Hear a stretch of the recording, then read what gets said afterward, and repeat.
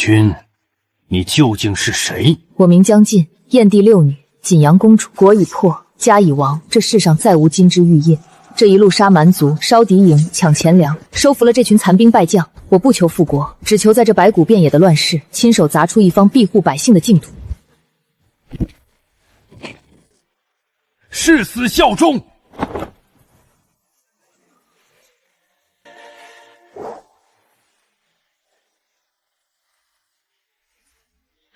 编制问题大家已经清楚，这次我重点讲一下为什么9人或12人为一班。这涉及三角阵，三角阵不拘泥于武器和时代，这种小组协同作战特别适合丛林和小规模作战，伤亡时容易补位，尤其适合我们目前兵力少的情况。精妙。今天新加入的62人，我准备全部训练成士兵，男兵45人分4个班，女兵加上双将共18人，暂定为一个加强班。夏禅一，你担任临时班长。是，目前总共6个班，由周岁统领。不管兵种如何划分，基础训练必不可少。大家对于行军途中的训练有什么建议？可增加摔跤和对抗训练，提升战场反应。可以，班与班之间也要对抗，激起他们的胜负欲。北地辽阔，有时需跨兵种作战。我建议侦察兵和步兵也必须学会骑马，不求精通，但必须得会。好，就按你们说的办。前面路边的密林里藏着人，估计有几十个。冲我们来的？应该不是，丰州地界山匪多，多是欺软怕硬，能抢就抢，抢不动就放过。他们不动手不代表我不动手，正愁粮食不够，还能给新兵练练手，也算为民除害。我们从这里迂回过去，给他们包个饺子。女军，我们人这么多，他们估计不敢动手吧？所以才要迂回包抄。见过血的兵才算真正的兵。这次任务交给最先训练的一班，务必完成，保证完成任务。这天气真热，几天没下山，路上连个鬼影子都没有。丰州现在是取招人的地盘，阉人哪还活得下去？商人也没几个了。大哥，咱粮食不够过冬了，路上没人，干脆去往南10里地的那几个村子抢一把吧。现在正是秋收，轮不到咱们。那几个村子早被取招人盯上了，就等着收割呢。要抢也得等取招人抢完，咱们再抢剩下的。大哥，前面来了一拨人，上百号人，几10匹马，还有好多辆马车。有马？有粮食和女人吗？那么大的队伍，护卫肯定不少。我想起来了，之前有个骑马的男的经过，跑得飞快，估计就是探路的。护卫确实不少，但那些人都身强体壮的，粮食肯定多，还有女人。大哥，干不干？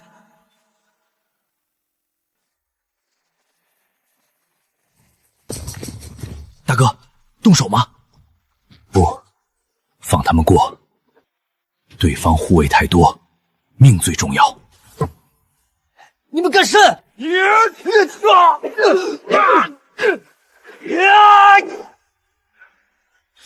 平时怎么教你的？这是战场，想死吗？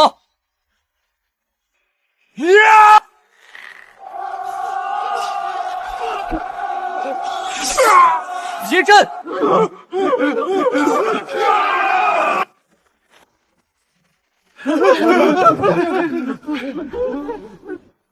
姑姑，干嘛不让我上？你去干嘛？切菜吗？啊？他们太菜了，不值得你出手。姑姑，我不嫌弃他们菜，我刚好可以切一切。老实待着。各位好汉，我们没有招惹你们呀，为甚打我们？到底是为甚？为甚？拦在路上不就是为了抢劫我们？我们没有，没想抢你们，你们冤枉人。没想抢，那是看我们实力强，人数多，要不然死在你们手里的百姓不知反几。别在这装委屈。这次上山你负责，山匪全清了，物资记得带下来。去吧去吧。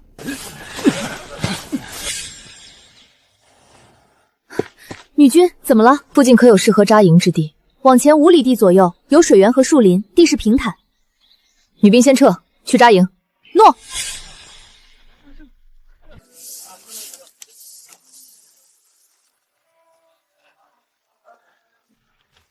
女军，那边我留了几人，等大将军他们。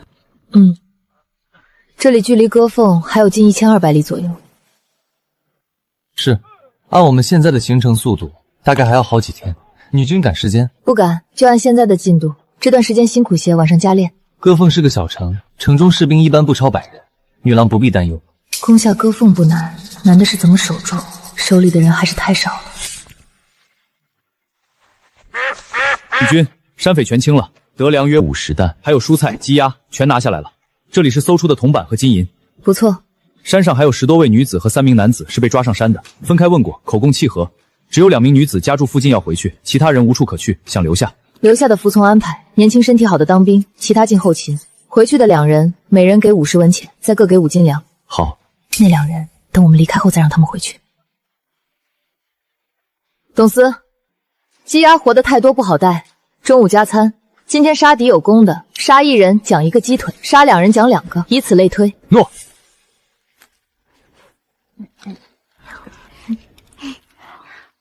我果然不是没用的东西。女君说的对，女人也能用汗水创造自己的价值。我们是不是错了？清白没了，回家还有我们的位置吗？我也不知，但我太想家了，我想回去，即使是死，我也想死在家里。是呀，我也想，特别想我的娃子。走吧。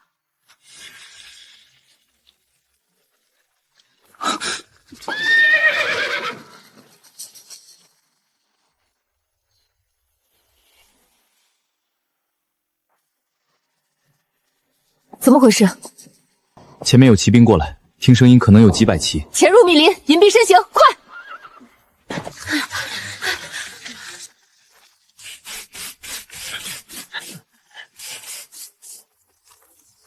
撤！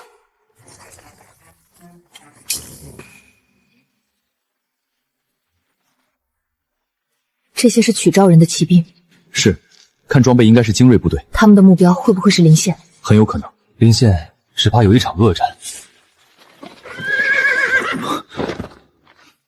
刚死没多久，大部分是刀伤，看马蹄印有10几匹马，是生抢？应该是，前面骑马追杀拦截，后面跟着一群人捆绑抓捕。女君，去看看吧。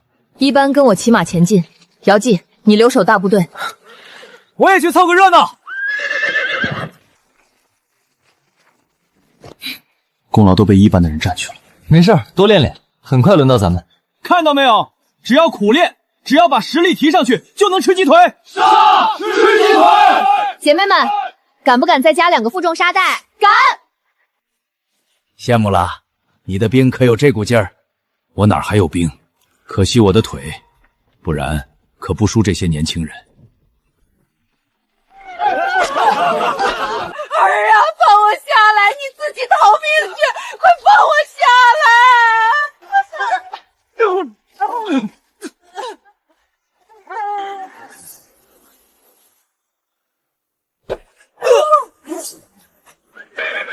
阿娘！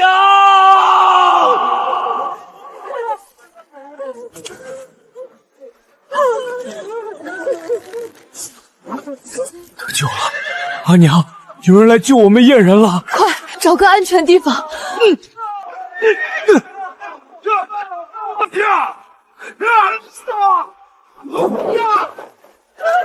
你们敢杀曲昭人？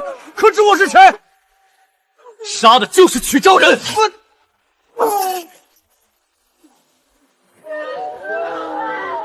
要谢就谢我们女君，是她让我们救的。都摸清楚些，大腿内侧、鞋底子，甚至私密处都捏一捏。曲昭人最爱把钱藏暗袋，记住了，这些都是女君的，她供你们吃喝，要懂感恩。是，感恩女君多嬷嬷。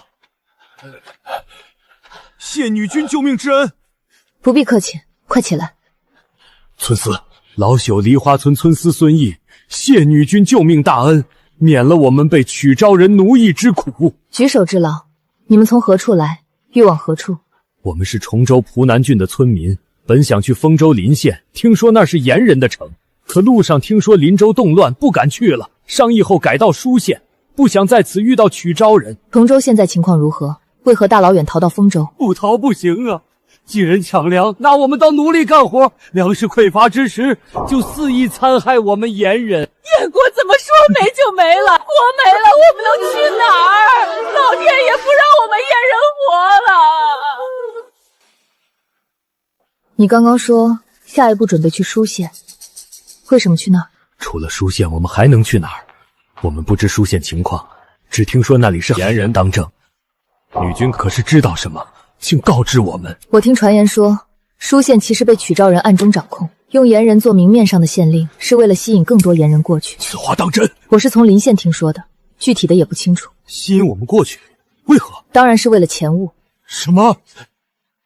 女君准备去哪儿？我们准备去歌凤。女君可知歌凤是曲兆人管辖，蛮夷没一个好的，可不能去呀。我过去有事。感谢女君。女君，你看，搜出6贯多钱，没想到还有金，得有3两呢。你做得很好，继续保持。都是女君教导的好。我啥时候教你摸狮了？不是你自学成才的吗？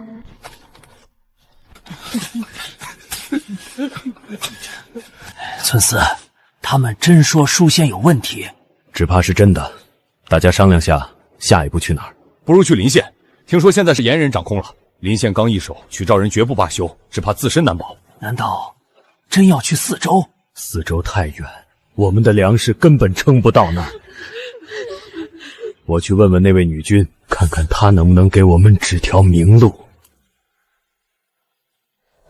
我知道这很无理，村司可是有事。我想问问，女君去歌凤是常住，还是办完事儿就走？如果事情顺利，我将在歌凤常住。女君可知，歌凤是边城，更是贫瘠之地。村司有话直说无妨。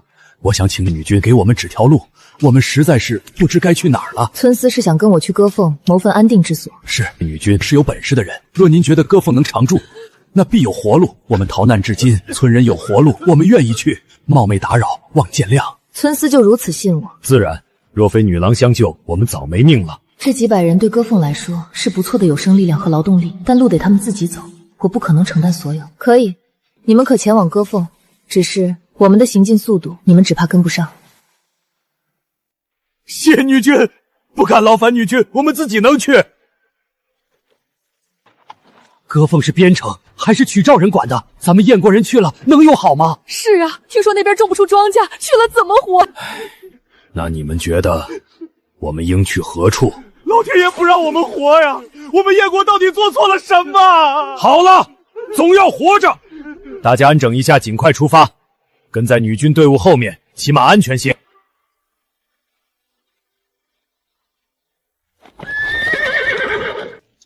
死了有2天了，全是刀伤，刀口规格统一，那边还有马蹄印和马粪。蛮夷做的，也可能是暴民或山匪，马匹脚印混乱，时间久了不确定有几期。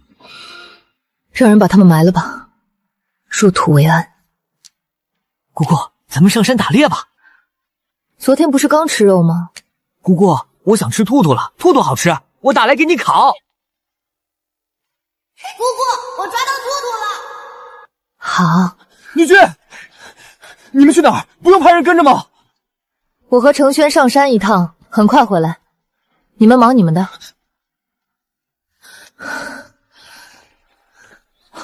姑姑，我背你。姑姑不是小时候的姑姑了，不用背。你速度快，你先上。好，那我先去给你打兔兔。注意安全。知道了。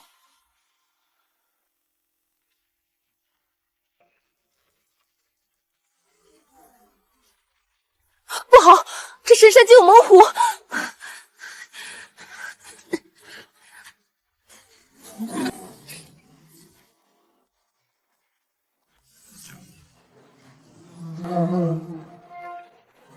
程轩，你没事吧？用匕首。姑姑，我没事，你别用剑。我要用这老虎给你做一套完整的虎皮大衣。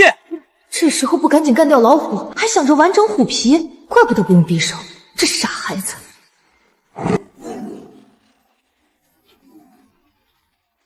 别跑！第一次见人追着老虎跑的。我让你跑，都叫你别跑了，你听不见吗？你个傻虎，还不是要乖乖给我姑姑做虎皮大衣？跑这一趟有啥用？老虎还真不好打，跑太快，差点没追上。你没事吧？姑姑，你的虎皮大衣。以后可不能这样了，万一深山里有其他猛兽，你就会被他们分着吃了，懂不？那姑姑不就有更多的虎皮大衣了吗？姑姑，怎么样？很好，不过太危险了，下次记得要等姑姑一起。好了，我们准备下山吧。姑姑，兔兔还没打到呢，我想吃兔兔。这么大的老虎怎么弄下山还不知道呢？乖，我们一会儿吃虎肉，兔兔以后再吃。姑姑，我要吃兔兔，兔兔好吃。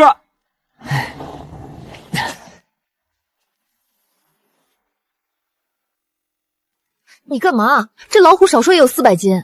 姑姑，不能脱，虎皮被脱坏就做不了大衣了。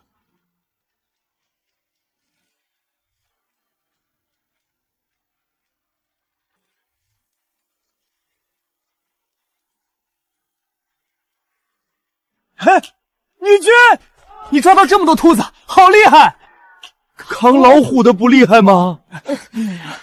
老虎你们看着处理，虎皮要好好的，我要给姑姑做虎皮大衣的。放心，肯定给女君销制的好好的。虎骨是上好药材，交给我处理可好？好，留2对公母兔养着，怀崽的也留下，其他的处理了。程轩想吃兔肉，姑姑好了吗？好香。吃吧，看你能不能吃辣。姑姑，你对我太好，以后我肯定给你养老送终。我谢谢你，我还比你小呢。女君先吃，你自己吃，我烤着呢。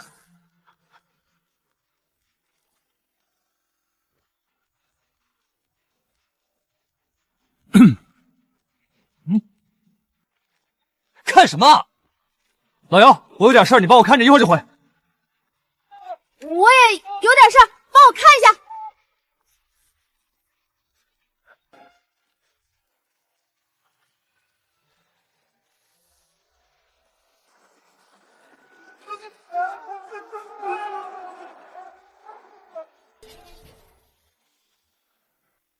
配刀统一，招式类似，一半是曲赵人。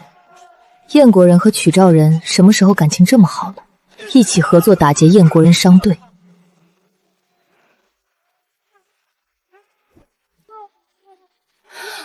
打劫的和被劫的都停一下！住手！不想死的就滚！车里那个我可以救你，但你这些货和物要分我80%作为报酬，你觉得如何？你刚刚说什么？如果不我出手，你们必死无疑，货全归他们，你们白死。我救你们性命，还帮你们保住2成，是不是很划算？等他们把你们干掉，我再干掉他们，能得全部的货。算下来我其实亏了，也就是看大家都是燕国人的份上，给的价非常优惠了，考虑考虑。现在重点是这个吗？你们就2人，怎么救我等？别小看我们，而且谁说我们只有2人的？只问你，这买卖做不做？找死！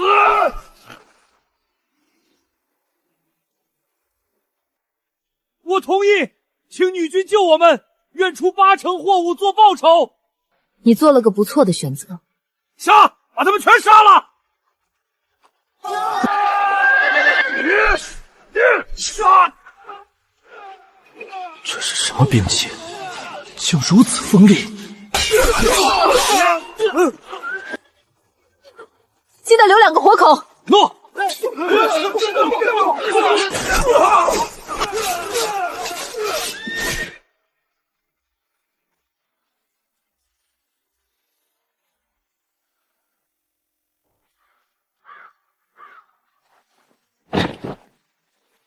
势必不放过一个铜钱。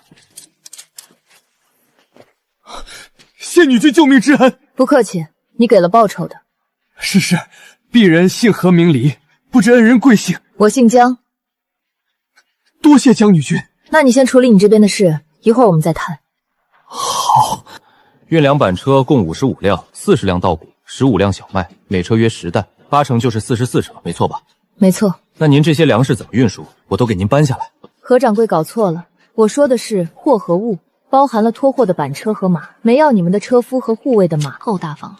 什么？何掌柜没听清吗？我做生意从来童叟无欺。女君说是便是吧。何掌柜准备运这批粮去哪儿？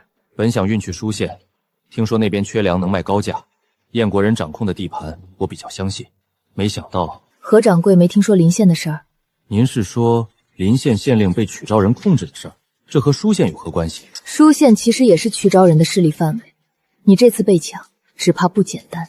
城里被抢容易引人怀疑，在路上抢，谁知道是谁干的？你是说，舒县故意放出口声，让我们运物资过去，然后杀人掠货？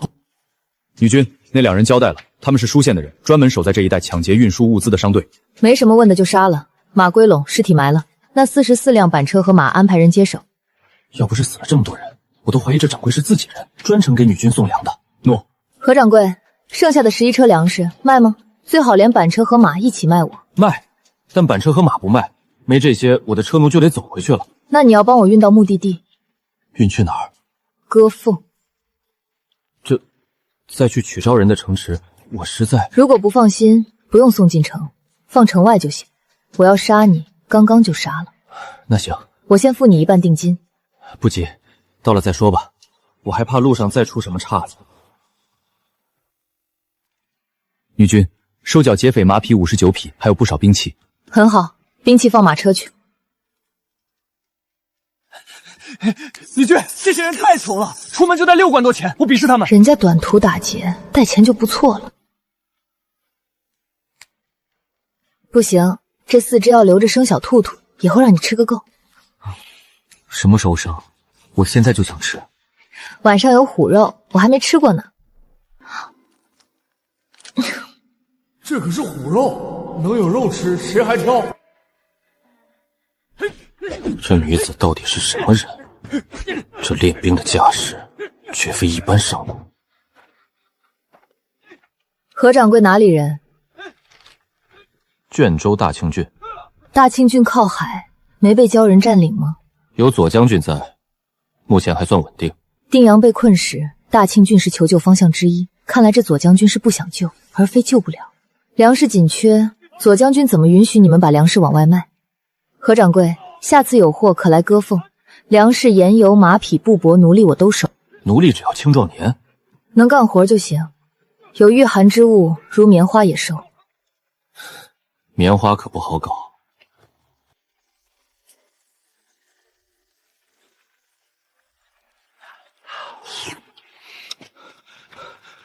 女军，几十个难民往这儿来，要赶走吗？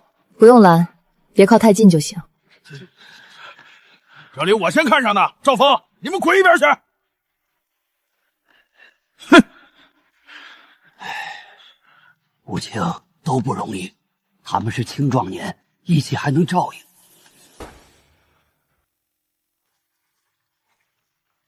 应。阿花，你这是干嘛去？关你何事？无情，我告诉你，离我远点，我可看不上你。赵郎君，来喝口水歇歇。不用。赵郎君，你别跟我客气，就一碗水不值当什么。真不用，我们正忙着搭灶做午食，你赶紧回去吧。赵郎君，你要是想，我可以是你的人。不行，小娘子天人之姿，我自认配不上。想不到我在赵郎君眼里竟如此美好，我不跟你说了。这都什么事儿？林阳，你要是想你就自己去，我绝不拦着。别，我无福消受，还是做午饭吧。我怎么感觉那些不像是普通的护卫？我也觉得，但他们只穿麻衣，应该不是士兵。等一下，你们快看，那人是不是邱都尉？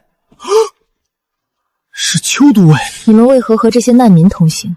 我们在死人堆里醒来，城没了，我们只能逃。青壮年逃难容易被怀疑，就加入了他们的队伍。让索钱和木卓给你们看看伤，再拿些吃的。谢女军。一会儿问问他们愿不愿留下，愿意就编班入队，伤好后开始训练。诺。绝不能把麻烦带给女军的队伍，万一被赶走就完了。你们让我过去！赵郎君刚刚跟你们走了，你们把他怎么样了？阿花，说不定人家就跟这个队伍走了，你还是跟我回去吧。阿花，这些人看着就不好惹，别得罪贵人。我就要找赵郎君，他肯定不会抛下我的。娘的，这种级别的仇，来一个就上瘾，来2个简直要命。小娘子，我以后就不和你们一起走了，多谢这段时间的照顾。你刚刚还说人家天人之姿，现在转身就变了心。天人之姿，这话你是怎么昧着良心说出口的？小娘子话可不能乱说，我没……你没说什么？你敢对天发誓你没说我天人之姿，你还说你配不上我？你确实是天人之姿，但我不喜于你，以后别来纠缠了。你这个红杏出墙的浪荡子，我恨你！红杏出墙？红杏出墙？我出谁的墙了？我连墙都没有好吗？说的我好像抛妻弃子一样。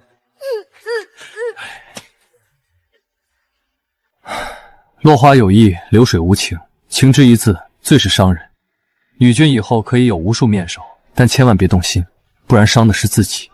无数面首，有那精力，我还不如多抢了座城。女君，这木牌上有奇怪纹路。腰牌，看图案应该是曲兆人的。前方是柳香郡，而歌凤就在柳香郡。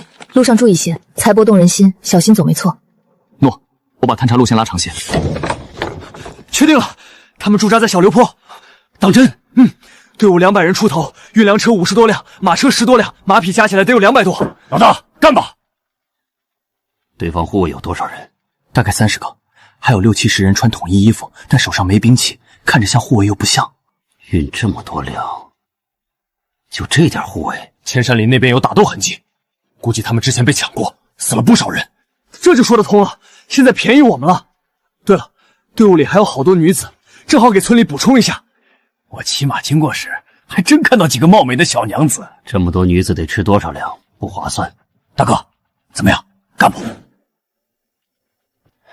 我们的人才300多，村里还得留人，我怕拿不下。大哥，他们护卫就小几十人，其他青壮年连兵器都没拿，还不是任我们宰杀？干！有敌袭！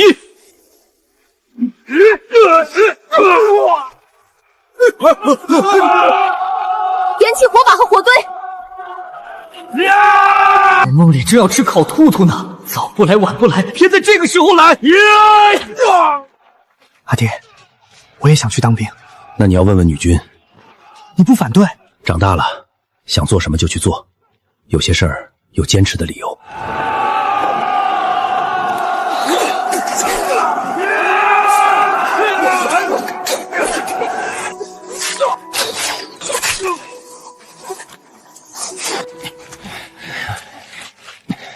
你们是山匪，哪一片的？砍掉他一根手指。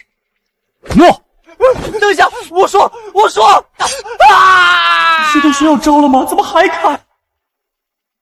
我们只问一次，机会只有一次，你们没有讨价还价的余地。我们是10多里外大林村的。你们骑马过来的？不是，10多人骑马，其他人跑过来的。马停在2里外，留了2人看着。带人去把马带回来。诺。村里还有多少人？还有200人左右，50多个女子，30多老弱，剩下大概70多青壮年。你们大当家在山里？是，我们大哥是文人，平时都是我们动手，他出主意。女军，杀敌共162人，我们伤了5名士兵，2人较重。何掌柜的护卫伤了4个，这是搜到的2贯多铜钱。姚记做得很好。秋武、鲁平带人打扫战场，挖坑埋尸。刚什么情况？我怎么听到惨叫声？不好，是敌人！快！女军，守卫都干掉了。带人去村委合围拦截，务必不放过一人。诺。他妈的，大半夜的吵什么？想死？你才想死，害我梦里兔兔没吃成。可算明白这傻侄子暴躁的原因了。进屋，男的都杀了，女子抓出来。诺。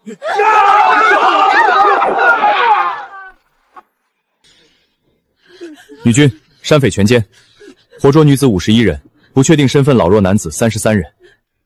老七他们都杀了吧？山里的菜记得收了带回去。诺。你们在村里负责做什么的？我是喂马的，我们放牛、喂驴、扫地、做饭的也有。你们呢？我们是修缮屋子的。我也是。你别过来，不然我杀了他！快给我弄匹马，不然我真杀了他！求求你别伤害他，求求你了！拿陌生人威胁我。谢女君救渔村一命，谢郎君救渔村一命。起来吧，说说怎么回事。他是山匪，叫大头，昨晚躲在草垛里睡觉，被你们吓醒了。他见你们搜捕，只要不是青壮年就手下留情，他便在泥里打滚，劫持了我孙儿，用匕首顶着他腰，假装瘸腿被扶着，混进了我们当中。是我胆小，和我阿爷没关，要杀就杀我。起来吧，都抬起头，看看身边可有山匪或作恶之人，举报有功者有赏。他们做过恶。狄贵，你别血口喷人，我们是被抓上山的，怎么可能作恶？就是，我天天被山匪欺辱，能做谁的恶？你们确实是被抓的，但你阿妹仗着姿色得山匪大哥宠爱，曾把另一个得宠的女子推下山崖摔死，这是我孙子亲眼看到的。张勇也仗着他阿妹欺辱我们，还糟蹋过村里的女子。杀了女婿，我错了，我罪不至死呀，我改。郎君救命！郎君救我！郎君，奴家求你了。山匪已灭，你们现在有2个选择：一，跟我走，帮我干活，保你们温饱；二，自行离去，给你们半刻钟考虑。女婿，我们愿意跟您走。离去的每人发10斤粗粮，等队伍离开后，你们再走。是，多谢女婿。这男子我不认识，但看着怎么有些眼熟。女君，我是梅胜亲戚介绍的，他说您这边买人是吗？原来如此，你总共多少人？好像不全是青壮年。我叫梅人，这次带了106人，其中有30多人都有手艺，比普通青壮年还有用。没人？哪儿没人了？这梅家怎么取名的？说说看。泥瓦匠、陶匠、铁匠、厨子，有手艺的共39人，大多是青壮年。都要了，开个价。106人，总价170贯钱。女君这是往哪边去？我有奴隶，您还要吗？我继续往北，将在歌凤停留。如果你有奴隶、粮食、布匹、棉花，我全收，有多少要多少。一言为定。你们想要在这里待下去，就要遵守这里的规矩，都听明白了吗？是。这次男兵增加58人，加上之前的，共100多人，组一个连。姚继暂代连长，谢南萧副连长，云雨、秋武、鲁平为排长。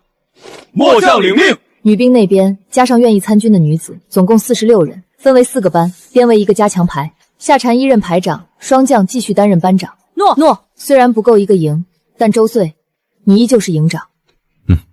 我们现在有200多匹马，除了拉车的，完全够一个连用。我的要求是，骑射必须全面练起来，单兵作战、协同作战、骑射一样不能少。诺。女君，山上带下来的粮食共230担，布100多匹，铜钱40多贯，还有50多把兵器和20多套农具，蔬菜有上千斤。兵器难求，加上偷袭我们的那批山匪，这回得有220多把兵器。不错，耐放的蔬菜后面吃，牛和驴安排去拉车。诺。怎么了？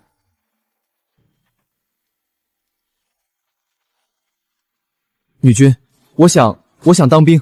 说说理由。我觉得当兵练好本事可以保护家人，还可以保护我们的队伍。行，去找周营长安排。我一定好好练。谢女君，给您添麻烦了。没事，去忙吧。都绑起来。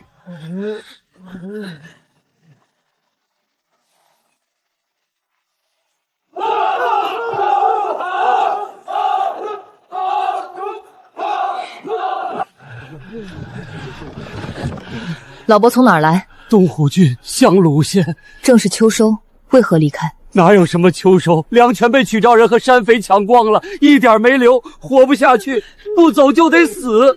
你们经过歌凤了吗？那边情况如何？没去过歌凤，不知道。准备往哪儿去？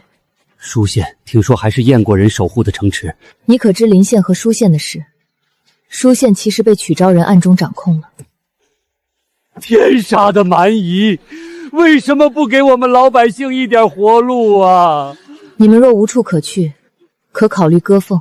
歌凤是曲昭人的地盘，去了就出不来了。我们现在就去歌凤，那里或许有活路，具体的你们自己决定。谢女君告知真相，谢女君指点。舒县其实被曲昭人暗中掌控了。你确定？不会是那女君骗人的吧？闭嘴！也不想想他为何骗我们？我们有什么值得他骗的？苏村司，你别误会，我这不是着急吗？要是舒县真有问题，我们现在可怎么办？那女君说了，可以考虑去歌凤，那边可能有活路。歌凤，那不是曲昭人的地盘吗？能有什么活路？那地方还不如我们相鲁县呢。对，听说歌凤城里没几个人，去了能做什么？按现在的速度，后天下午就能到歌凤。得想个法子，尽量少折损人手，快速拿下。罗阿曼，你摘野菜自己来就是，干嘛每次都拉我？前儿陪你上山摔了一跤，这疤还没好呢。再说罗表兄手断了，我还得回去照顾他。张月阿姐最好了，我一个人上山害怕吗？再说你是有大福气的，你在我才能找到野菜，说不定今天还能打到野鸡呢。我也是看在罗表兄面子上才陪你。对了，我和罗表兄没什么的，清清白白，我只把他当兄长。没事没事，我懂。你们平时看着亲密又搂又抱的，那也是兄妹情谊，我懂的。你别过来！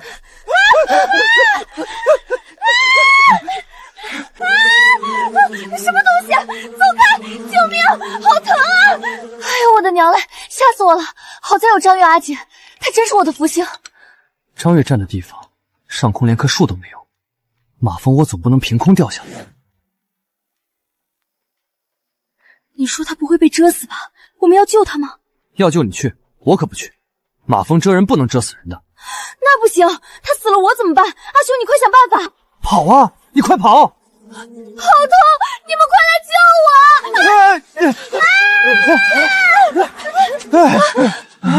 我！姑姑，我去河里捞鱼，晚上我们烤鱼吃。去吧，注意安全。女君，河对岸有个村子，不过只剩几户人家了，大部分房子都被烧过，长满杂草，应该荒废挺久了。这里水草好，适合过夜。晚上多安排人巡逻，注意警戒。那女子的脸是被什么遮了？大概是吧。你们可回来了，看到河对岸那些人没有？阿月，你怎么变成这样了？表兄，我被马蜂蛰了，好疼啊！我被马蜂蛰了，我好疼啊！他刚接好的胳膊被张月阿姐撞断了，不过不用担心，我让叔公再接一次。叔公，罗表哥，我不是故意的，我就是太疼了。不怪你，叔公再帮我接一次就好了。健儿，怎么了？还不快进来？进屋吧。女儿大了，脸被蛰成这样，还只顾着关心别人。阿月被什么蛰了？应该是马蜂，脸都没法看了。马蜂蛰能有啥事儿？一会儿罗健肯定给他弄草药。对了，一会儿让罗中来看看我的腿，怎么这2天更疼了？我的手也是，罗中的药到底行不行？怎么伤病总不见好？你就知足吧，要不是阿月把罗健迷住了，咱们还不知在哪儿等死呢。河对面怎么来了那么多人？应该是准备在那儿过夜吧。好在看着不凶恶，不然我们哪还有活路？我见他们粮草不少，不如让阿兄去买点粮食。凭什么我去？那你觉得我去合适？这不是恩将仇报吗？我和你一起去，咱们攒了几百个铜钱，总得试试，人家总不会因为问2句就杀人吧？姑姑，这么大的河怎么就没鱼呢？到处闹饥荒，对面村子还有人住，有鱼才怪。我是这边村里的农户，想问一下，能给你们买些粮食吗？什么粮食都可以。乱世中，粮食比命还贵，不卖。那草药呢？可以换粮食吗？什么草药？我们村有医者，我去问问。你等等我可以吗？行。你们有女子在训练，是女护卫吗？对。女军是要往哪儿去？收女护卫有什么要求？你想当？对，我想学本事，保护自己，保护家人。我这可不是普通的护卫，要杀人的。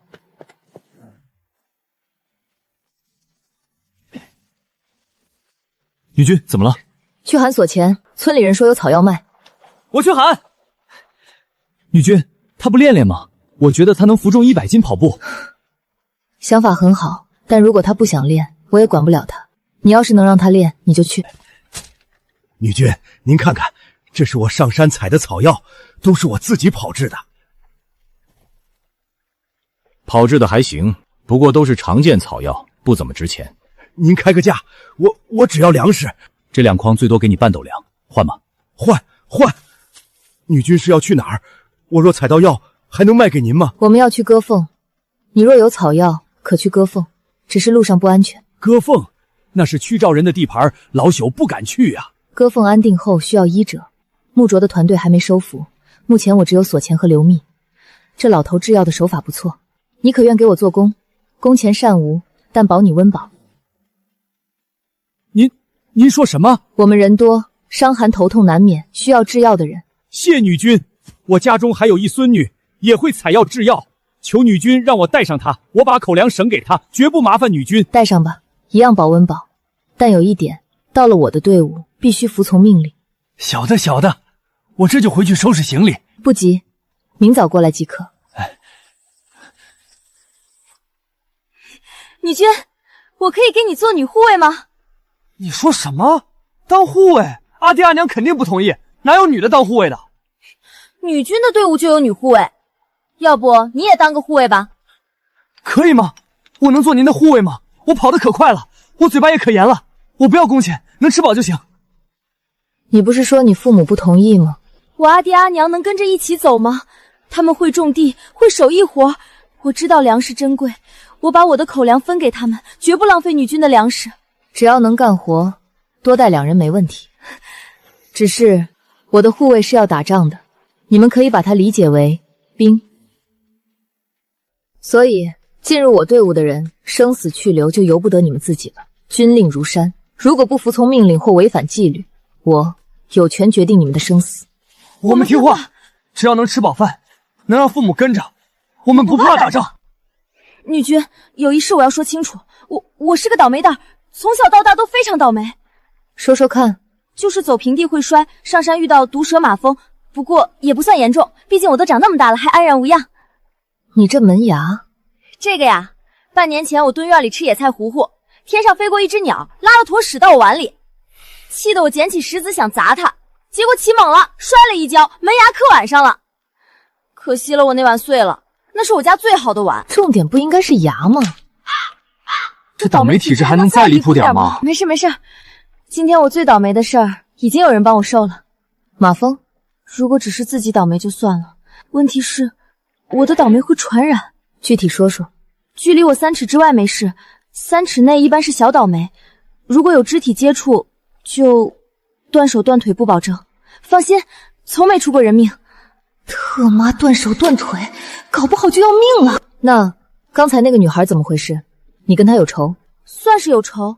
罗健是我未婚夫，不过他和张月喜欢搂搂抱抱，还总跟我说他们只当对方是哥哥妹妹，恶心死我了。我提退婚他又不肯，既然这样，刚好用他们2家人分摊我的倒霉体质。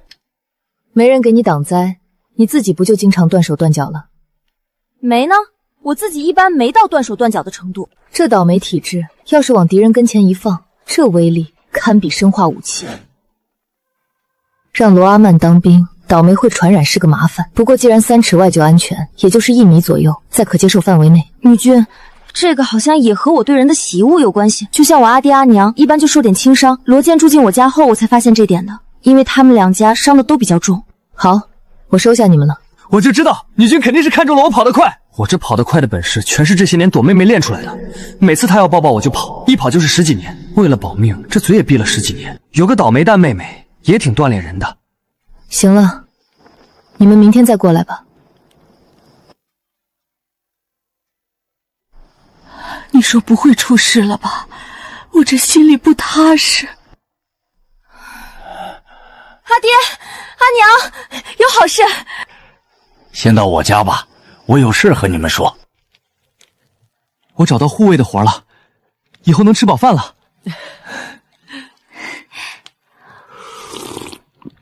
真好吃，原来米粥是甜的，我从没吃过。小希，以后都能吃饱了。那女君是好人，以后你和叔公一起帮她炮制草药。我一定好好做。不告诉村里其他几户人家吗？就去告个别吧，别说去哪儿，免得他们都想跟着，给女君添麻烦。阿曼，你是不是怪我们住你家了？正好，明天我们就要离开了，这房子你们住着不合适，明天就搬走吧，赶紧想想去哪儿住。阿曼，你别生气，我和罗表兄真的没什么，你别闹脾气了，我以后不和他说话就是了。阿曼，做人要大度一点。阿月表妹那么柔弱可怜，我都说了我们清清白白，我只当她是妹妹，你不要无理取闹。妹妹以后不需要他们消灾了，此时不打，更待何时？老子忍你们很久了。小人，我早就想揍你了，就你这孬样，配得上我妹妹？他娘的，你们这对奸夫贱狗，真以为别人不知道你们早苟合在一起了？天天哥哥妹妹的叫，恶心谁呢？以前看在妹妹的面子上，我忍了。今天我心情好，不揍你一顿都对不起我的好心情。我正式通知你退婚，从今往后嫁娶各不相干。你就赶紧娶你这娇娇贱妹妹吧，祝你们长长久久，断子绝孙。你们干嘛？阿姐，阿姐，你怎么了？陆阿弟，你住手！你个杀千刀的，快住手！张雅姐，没事的，我阿兄有分寸，你秦郎不会有事的。我，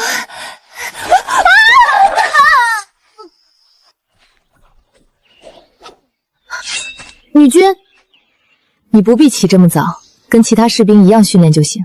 我吃得多，体力好，力气大，不用休息那么久。量力而行，不然适得其反。你已经做得很好了。是，我一定会更努力，做得更好。算是白说了。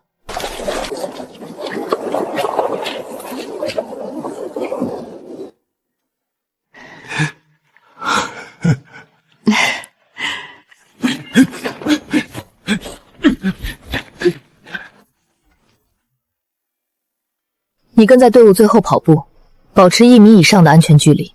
是，女军。罗表哥，别生气，阿曼他们怎么能这样？房子明明空着，还要了我们200文房租。行了，回去吧。表哥，等等阿月。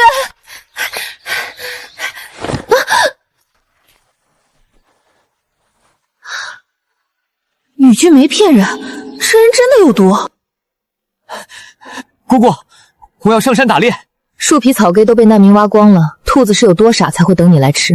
女军，往这边走2-3里有个水潭，以前有不少鱼，只是现在不知还有没有。鱼也好吃。姑姑，我们去抓鱼。行，活动活动。女军，我陪你们去吧。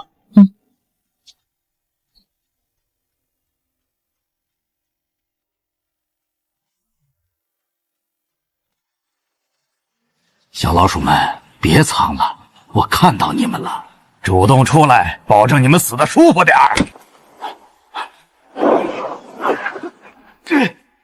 找死，一起上！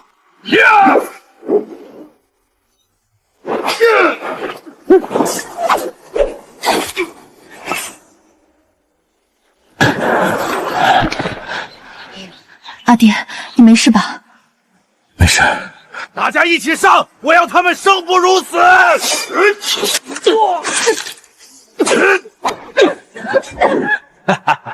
够味儿！住手！你竟敢动曲兆人！今日我便让你眼睁睁看着他落入绝境，落到这般地步，你觉得他还有几分活路？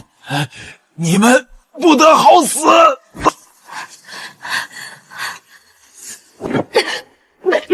跑！快跑！果然还有小老鼠，给我抓回来！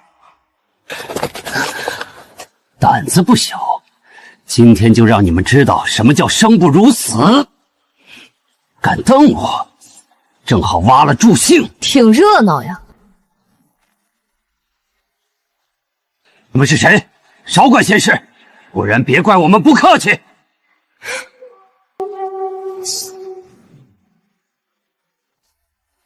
找死！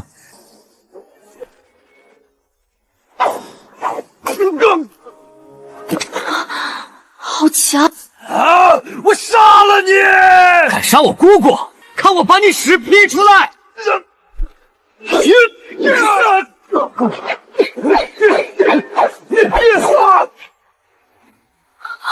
别过来，不然我就杀了他！他可是你们燕国人！聒噪！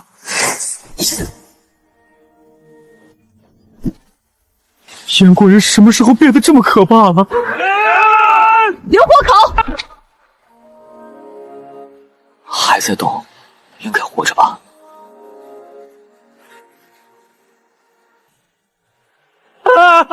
你别叫，别激动，不然死得更快。你们杀了我，有种杀了我！我知道你很急，但你先别急，我问几个问题，问完你再死。你们别费力了，我什么都不会说。我们女军问话，问什么答什么，少废话。谁说废话了？我就是想死啊！周虽，去看看他。您是大将军。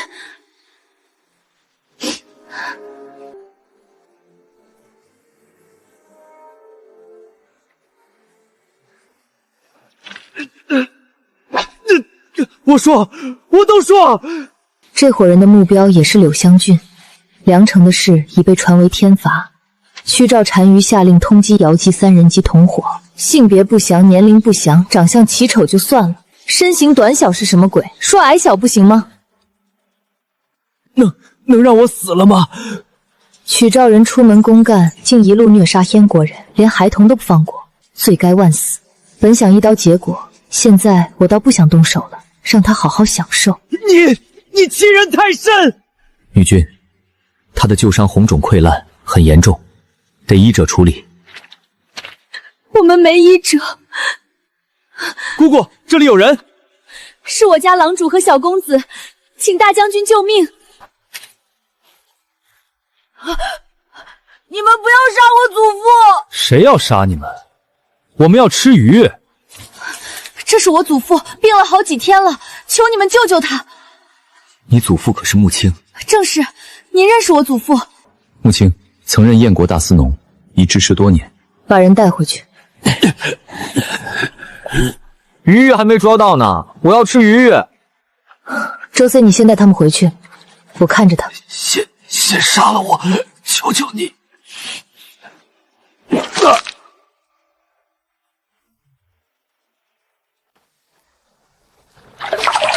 危险，水太深。姑姑小看我了，我可厉害了。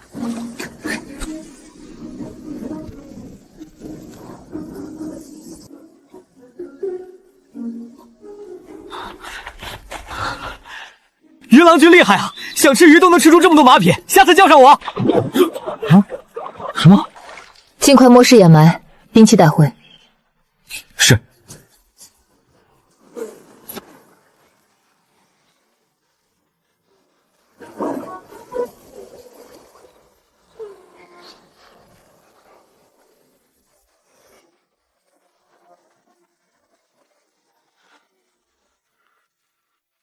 穆老发烧昏迷，木郎中做了针灸，药还在煎。穆卫除了刀伤，也有发烧症状，都处理好了。让他们好好休息。女军，穆卫是穆老的中仆，赐了穆姓。穆老祖籍崇州，本想逃往大庆郡，路上遭遇人祸，儿子儿媳也遇难了。穆青是怎么回事？连日奔波，又见百姓流离失所，穆老忧思成疾，高烧不退。穆卫和穆宁也受了伤，缺医少药，无奈之下，穆卫带他们进山采药，不巧碰上了屈赵人。穆卫父女本想以死拖住屈赵人，穆婉白为了保住祖父和弟弟，主动跑出去引开敌人。可惜穆宁的伤也看了吧？刘娘子看了，是皮外伤。好，准备午饭，训练不能停。姑姑，快来做水煮鱼。好，这就来。谢女君救命之恩，若不是女君，我们同是燕国人，理应互助，不必客气。你们吃了吗？要不一起？不用了，女君，我们能跟着您的队伍一起出发吗？行，反正你们也有马车。这是嘉地一州。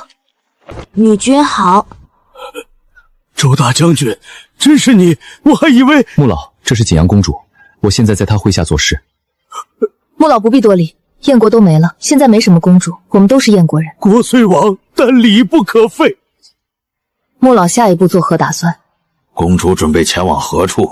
穆老教我女军吧，我们准备前往歌凤，去那边看看。女军去歌凤是为何？不知女军可否让我们同行？不去大庆郡了。不怕女军笑话，定阳城破，大庆郡的左将军拥兵不救，这人在我心里已如一根刺。但我为了子孙活命，我乃只能去寻他庇护。如今有公主有大将军在，我自然不愿再去。只是我们老弱病残，不知女军可愿收留？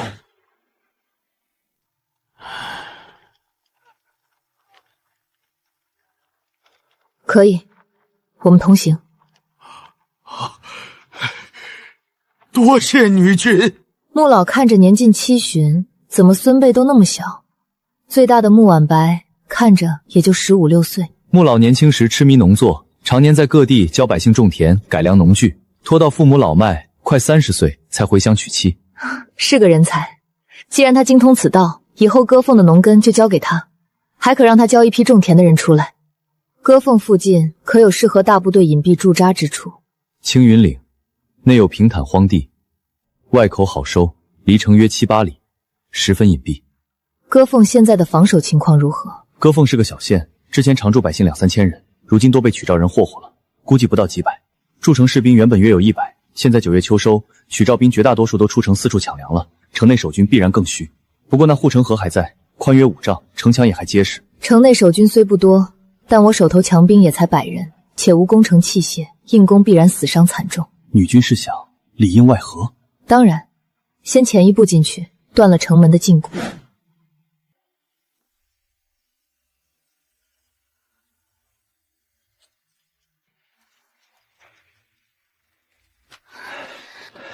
君爷，我们在路上走散了，这是凭条，都是些不值钱的锅碗瓢盆，您随便看。6个都是你的？2个是我那苦命兄长的，路上都没了，只剩下这些人了。歌凤穷成这样，你们跑这鬼地方来作甚？实在是走不动了，君爷。想去南边没粮吃，来城里碰碰运气，做做苦力，谋条活路。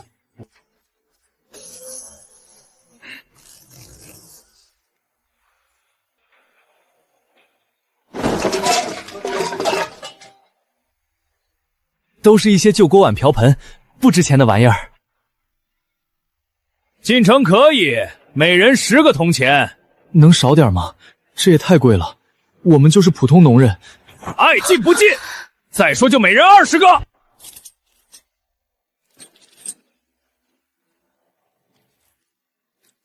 进吧。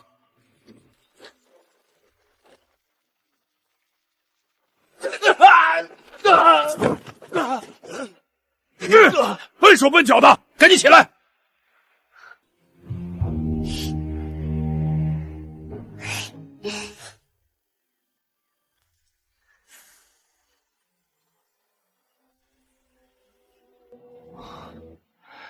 总算顺利进城了，也不知城内什么情况。按计划晚上攻城，到时就知道了。就算打下歌凤，凭我们这点人，怎么守得住？曲赵在丰州有近10万大兵啊！相信他。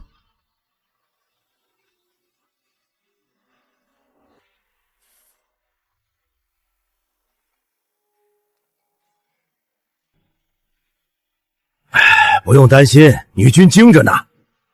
女君把全部家当交给我看守，这是对我多大的信任啊！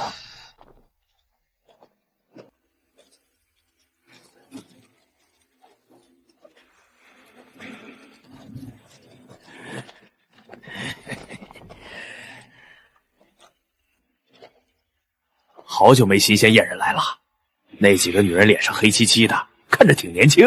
守门的放他们进来，肯定也看上了。就这几个不够分的，1天2天也弄不死，早晚轮到咱们。艳人男人就该全杀了，女人留着陪我们玩乐。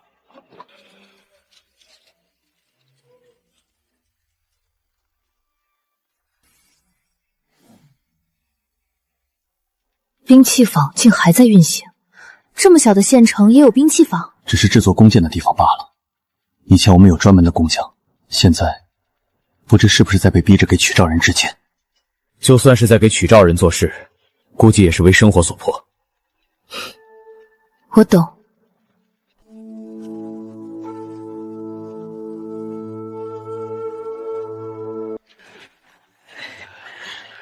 大开城门，曲赵人不怕百姓跑了？北门外的山翻过去就是曲赵地界，没地可跑，而且出城必被搜查，身无长物，加上家人都在城里，他们跑不掉。走。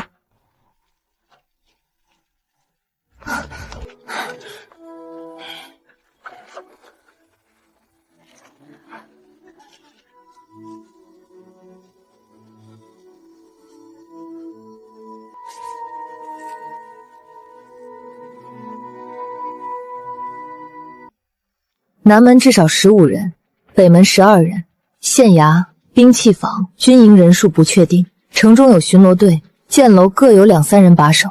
歌凤是小城，虽然马匹多放去城外吃草或跟着去收粮了，但40、50匹战马肯定是有的。我去看看情况。我也去。周随，你们留守，我们去看看。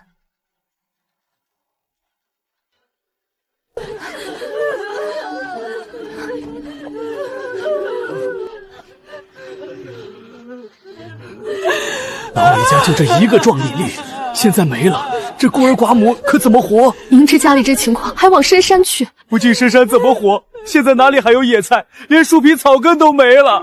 是啊，怎么都是死，早死晚死罢了。听说深山不但有老虎，还有大熊呢。你们在干嘛？想造反不成？我们上山，同伴被野兽吃了，您见谅。贱皮子，都说了不能往深山去，被吃也是活该。我们也是没办法，下次保证不敢了。也就是你的脸丑了，不然陪陪我们，还能给你点粮食。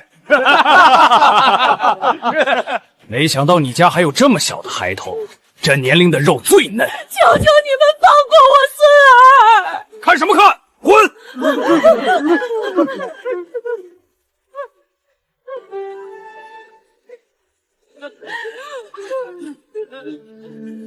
我们也没好东西孝敬您，这野菜，您要不拿回去吃？野狗都不吃的东西给我们吃，想死？不敢不敢！别给我哭嚎了，不然，哼！婶子，对不住，我们当时不敢去救人，我们家里也有老人孩子。你们有心了，不怪你们。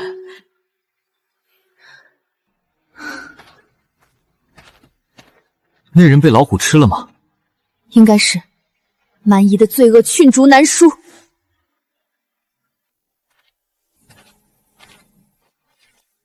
谁？阿娘，是我。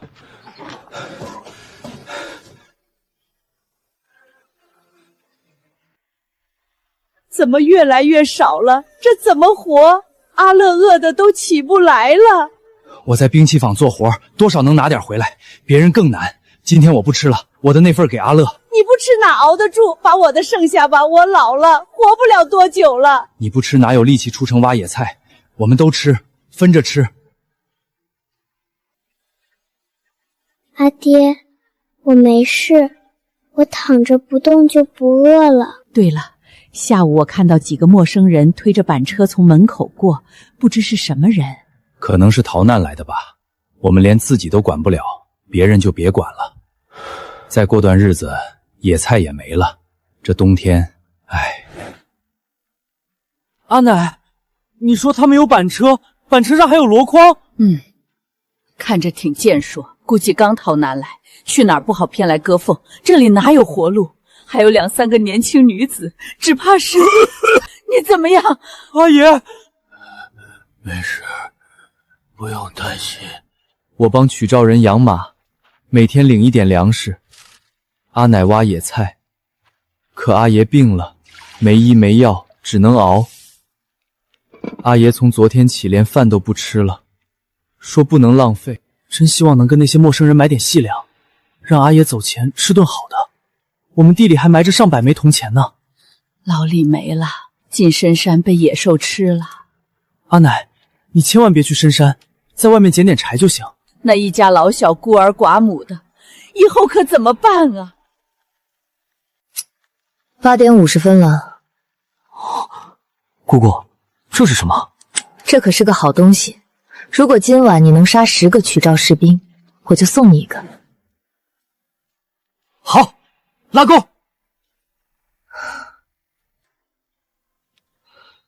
行吧。不知道我杀10个有没有奖励？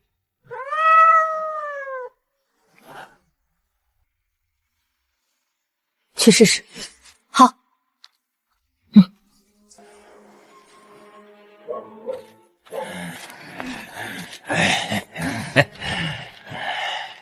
小娘子可是在等我啊！他妈的，晦气！歌凤什么时候有猫头鹰了？还专门扔石头。你身上有灰尘。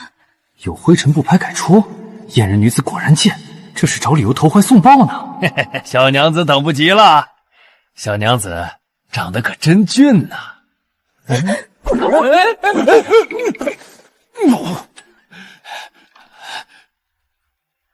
你他妈的地面那么硬，把我牙过掉了！你不扛路吗？哎呦，我的门牙呀！哎呀！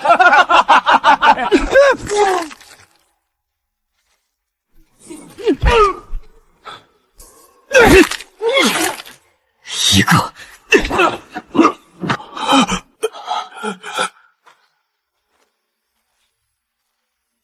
歌凤现在有多少士兵？兵力怎么分配的？别费功夫，好好说话，乖乖听话，不然我就把你当肥料，让土里滋生出朵朵蘑菇。我说，说就说，哭什么？搞得像我们欺负你似的。城内驻守兵力有3000，东城门口是最弱的。姑姑，3个。这偏僻地方怎么会有惨叫？巴奈他们不是说来找白天那几个女子乐了吗？不会把人玩累了吧？你，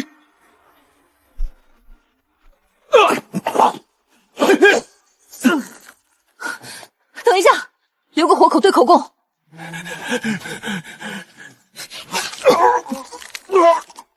东线布防，城北粮仓的兵力部署。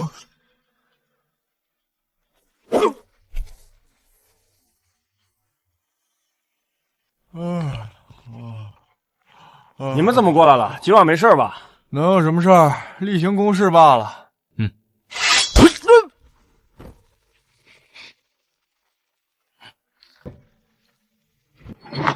怎么回事？开城门作甚？下去看看什么情况，务必小心。你们上城楼做什么？开城门怎么回事？我正要问你们，城中有士兵被杀，你们不知道吗？你说什么？难道是出去搬救兵？怎么看着面生还有点像女子？你是谁？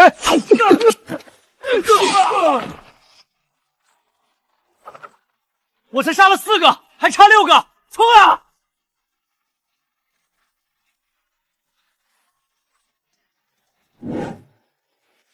也不知道要多久才能拿下南门。别急，时间还早，相信他们。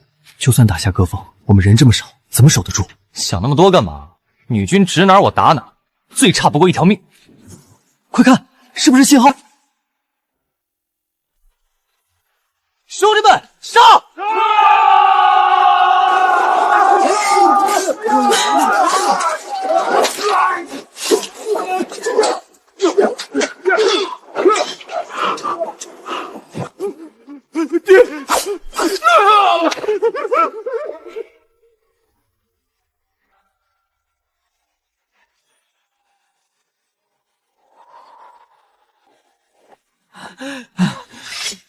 姑姑，你怎么不留个给我？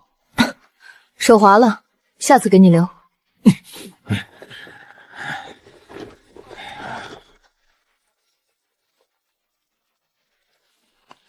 周睢带人去兵营，秋武谢南萧去县衙，云雨去马场，夏禅一去东涧楼，完事北门会合。鲁平守住南门，与巡逻队格杀勿乱。诺。能留活口尽量留，都是壮人力。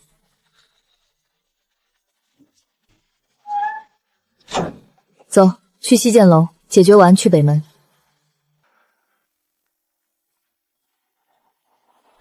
你们刚刚听到惨叫声了吗？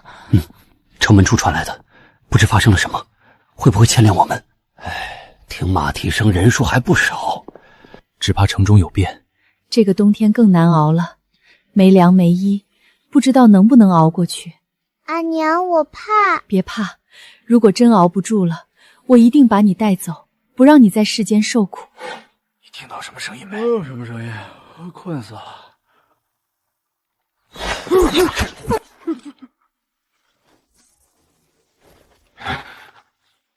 出！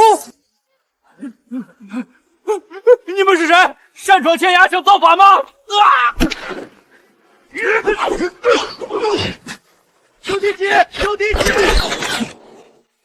好，射得好，跟我来，绝不能让县令跑了。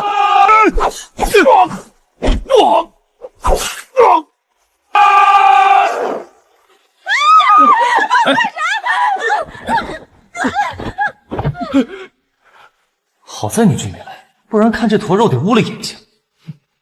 把衣服穿好吧。你们是何人？胆敢袭击本县令？乖乖投降，本县令给你们个痛快的死法！啊！你们到底是谁？跟了女君后发现，大部分时间干就完了。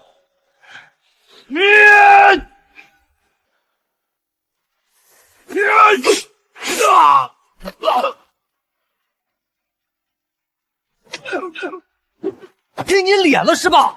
叫你穿好衣服不穿好，你以为你白花花的好看？我要是你，长这么肥的身子底下那么一小坨，早羞愤欲死了。晃啥晃？再晃也是一小坨。我好心给你遮丑，你不领情，你有没有羞耻心？蛮子就是蛮子，滚回你的曲赵去！你欺人太甚！欺人太甚！我们是礼仪之邦，什么时候欺人了？欺人太甚的是你们这些烧杀抢掠的蛮子！老萧，再打就死了。队长，有马蹄声！快退！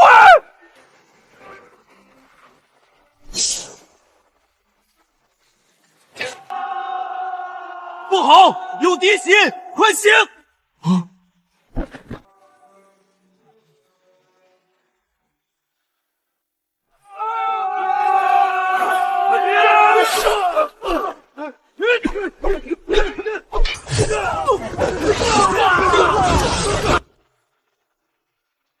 你们怎么过来了？城里怎么回事？我好像听到了马蹄声。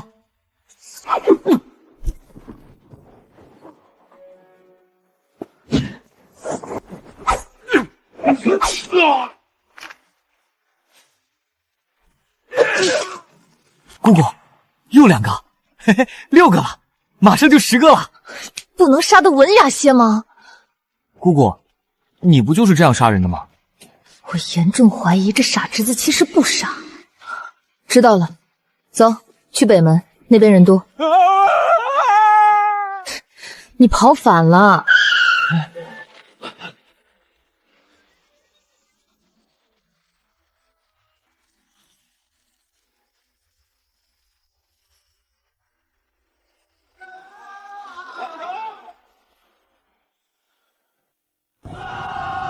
太奇怪了，这些敌人哪来的？难道南门被攻破了？怎么一点动静没有？难道是城中百姓造反？呸！那些燕国人都快饿死了，农具都被收走了，拿什么斗？行了，去军营救人不现实，去山取虎，你俩立刻出城，向州县驻军求救。队长，我们走路去。只能如此了，其他人跟我死守城。敌袭，快进城楼！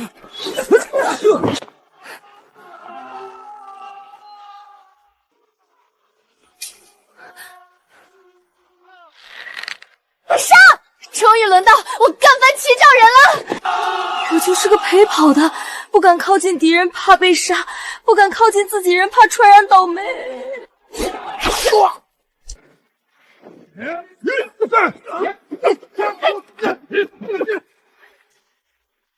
慢！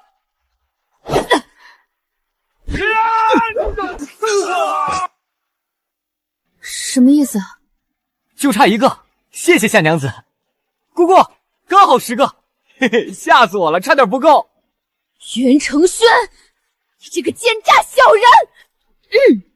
人！夏禅一，你们守住北门，我去城中看看。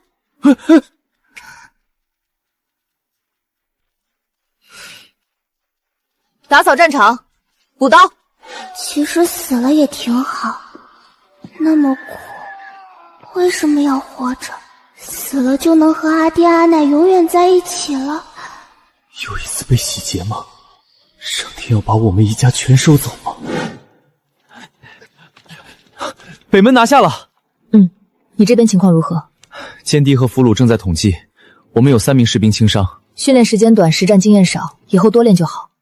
派人去让姚姬他们连夜进城吧，该忙起来了。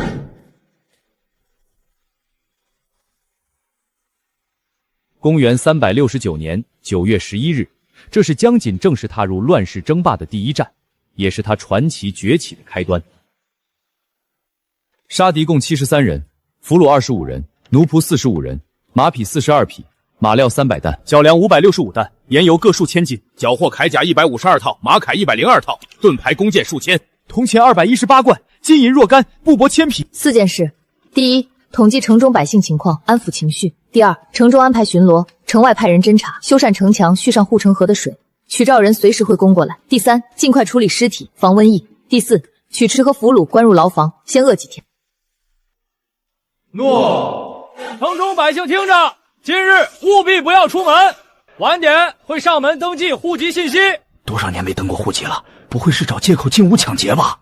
这么厉害的取诏人都被干掉了，我们能有什么办法？注意去收粮的取诏兵，他们随时可能回来，务必全拿下。割凤被迫的消息拖得越久，对我们越有利。女君放心。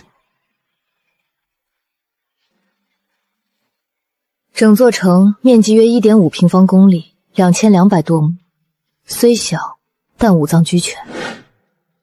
一个县城就这么简单被攻下了，别人攻城哪个不是尸山血海打个3天3夜？何掌柜，昨晚休息的可好？城中混乱，招待不周。好，那个女君，我准备今天就回去。好，我让董司给你结账，如果还有粮食，继续往歌凤运，有多少收多少。这钱想赚，就怕没命花呀。晚点儿可以放部分马去城外吃草，留部分在城内备用，多割些草料回来，准备过冬。诺。取诏人只用了前面一排，后面的房子长期没人打理，你带人修缮出来，分区管理，男兵一区，女兵一区，奴仆一区。梨花村的村民到了，也暂时安排在这儿。诺。放我出去！你跟他们气什么？饿他们几顿，看还有没有力气叫。让女郎见笑了。他们以后都是免费劳力，如果有刺头，直接杀掉。对这些侵略燕国的刽子手，不必客气。诺。你是谁？燕国人的男人都死绝了吗？需要听一个女子的话？我们是城中良民，没犯事儿。没说你们犯事儿。现在需要登记户籍，名字、年龄，家里几口人。李张氏。你的名字全名？张烨。家里情况？儿媳妇胡英，孙子李瑜7岁。新户籍过几天发放。家中若有壮劳力，41刻到县衙集合，帮忙挖坑，干1天6个铜钱。好。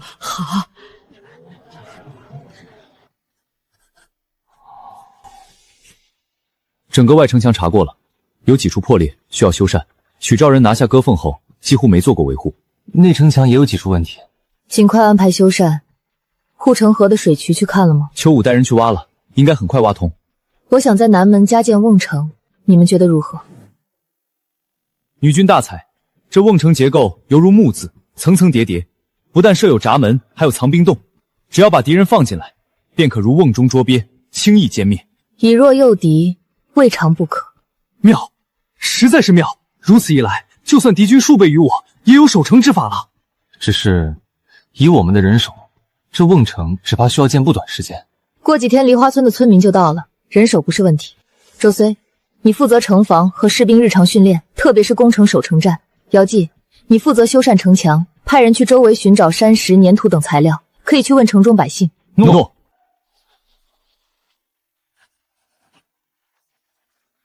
都登记好了。城中一共145户，总计622口人，几乎每户人家都有人被杀、被掳或是饿死、病死的，有的家庭只剩1、2人。这几天你们把城中百姓的新户籍做出来。诺。夏禅一，女兵的首要任务是训练，跟男兵一起练，务必尽快练出来。诺。女君，不知某能否在您这儿谋份差事？好，刚好小药房的药材需要整理，跟我来。姑姑，你在这等我，很快回来。你的药材我都要了，该多少钱就多少钱，找董司结账。谢女君，药材是女君的马车运来的，若无女君，我们早没命了。我只收成本的1半。那我却之不恭了。你们尽快整理好药房，这些常规外伤药备用。打起仗来，这东西消耗极快，人手不够就叫上罗中，他有采药经验。诺。药房由你负责，有空多带带刘娘子。诺。姑姑，我的宝贝呢？你答应给我的。女君，4时已到，城中百姓竟无一人前来应募。歌凤百姓这么富有，一天6个铜板都看不上。会不会是担心我们赖账？毕竟我们刚来。我们信誉再低，还能低过蛮夷？歌凤县没有商铺酒肆吧？是没有。你再去喊，就说干1天换1斤粮，中午包1餐，坑洼深些。是啊，没店铺要钱何用？粮食才是最迫切的。诺。花坑百事，男女不限，15到45岁，干1天1斤粮，包50。万一真有呢？1斤粮够咱们吃2天了。你们有15岁？我能干活，干的不比15岁的少。我不要粮食，中午吃1顿就行。起来吧，在我们这儿不要动不动就跪。出发吧。姑姑，他走的不累吗？他晚上睡觉吗？要给他喂食吗？他拉屎吗？出去。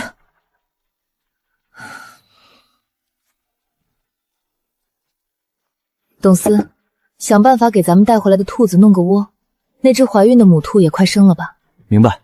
女君，县衙和兵营的厨房有几10只鸡鸭，还有3头柿，这些是吃还是留？留着下蛋孵化，那3头屎也留着。程轩，你有空去山里转转，看看有没有野屎、野兔、野鸡，有野山羊最好。我跟你说，烤全羊可好吃了，那滋味儿。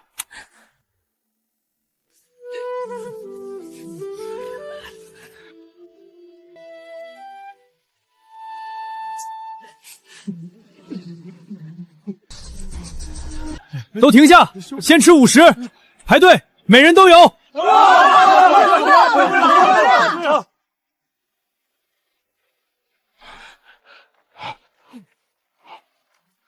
这里还有粥食。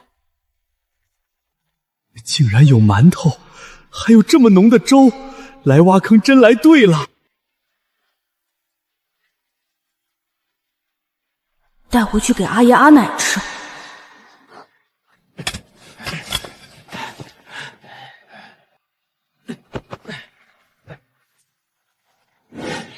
女君，往北6、7里有座石头山，那些山石能打下来。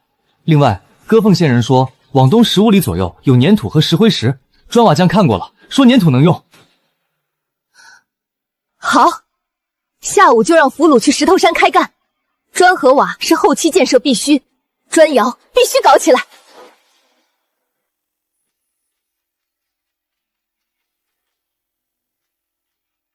这一片全是粘土，能做大块的砖吗？能。女君是要建砖窑？对，建大砖窑。你们找合适位置，尽量隐蔽些。是。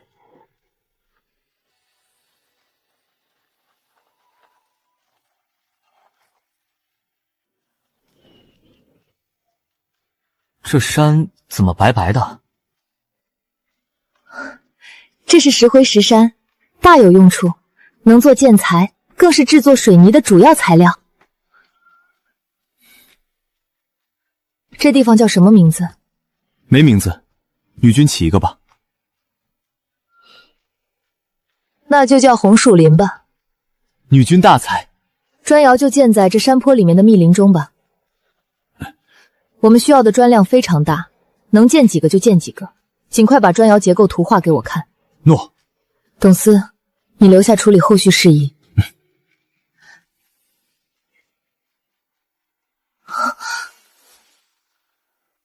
是桦木，这东西能建房、做家具，更是烧煤炭的好材料。刚好可以在这加建炭窑，就地取材，方便管理。伐木队也该成立了。夏师傅，此处需加建一座炭窑，供砖窑烧制之用。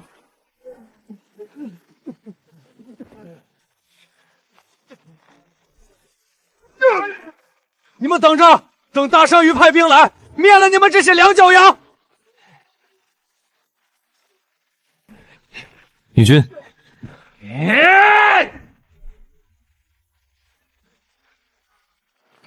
杀了！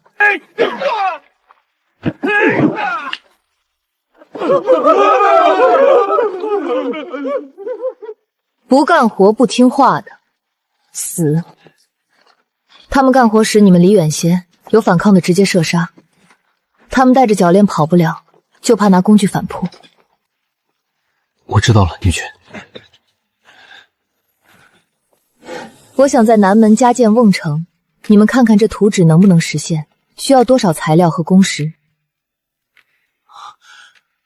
女君大才，按这图纸建，敌人进来多少就能灭多少。让段卓和顾三过来。是。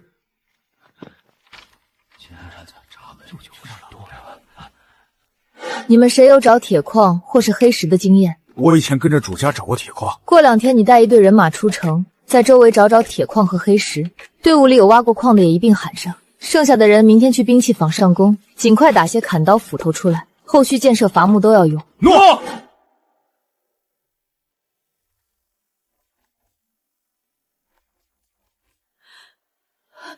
谁？阿娘，是我。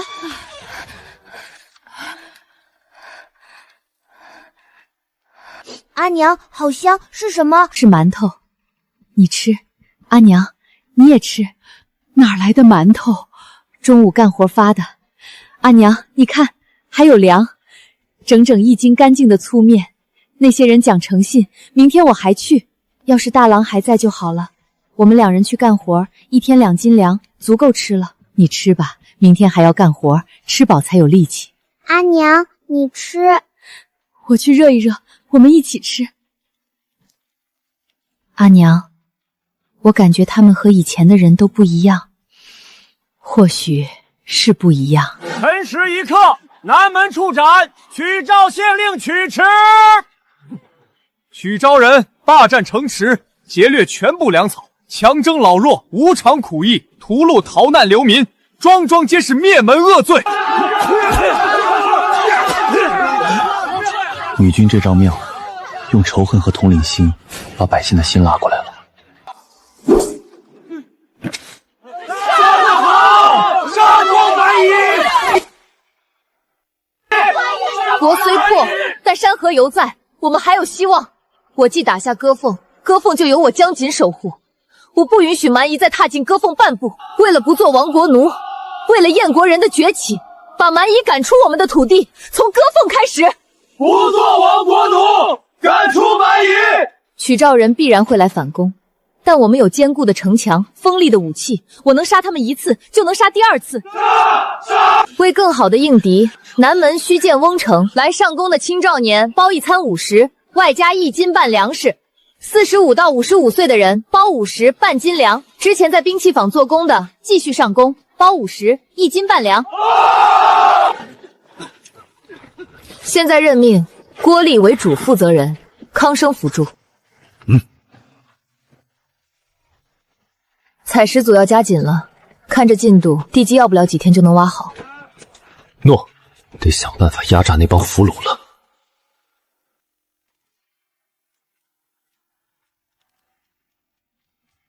这是我画的，你看可能实现。女君大才，此事由你负责。单靠我们几个砖瓦匠，只怕要建很久。你去找董司，让他再调10-20个人手给你，女的也行，能吃苦干活就不比男的差。诺。女君要建砖瓦窑，等砖烧出来，瓮城都建好了吧？谁说砖是用来建瓮城的？我有其他用处，你们找我合适。女君，我们既然有了自己的城池，军队是不是该起个名号？就叫锦阳军吧。锦，美玉也；阳，向阳而生。主公。起。诺。周睢，我任命你为锦阳军912团团长，姚继为副团长，负责训练和歌凤城守备。女兵那边你们也要上心，该怎么练就怎么练。诺。除基础训练外，攻城守城战必须尽快练出来。另外，留意好苗子，我要组建一支精锐特战队。什么是特战队？执行特殊任务的兵种，比如侦察、反侦察、潜入敌后斩首。由侦察兵、神射手、精锐步兵等组成小组，要求身体素质和单兵作战能力极强。就像主公之前的伪装术，伪装也是其中一项。不过不急，等兵源充足，训练上正轨后再搬。周虽，一会儿跟我去哥斯山脉看看。诺。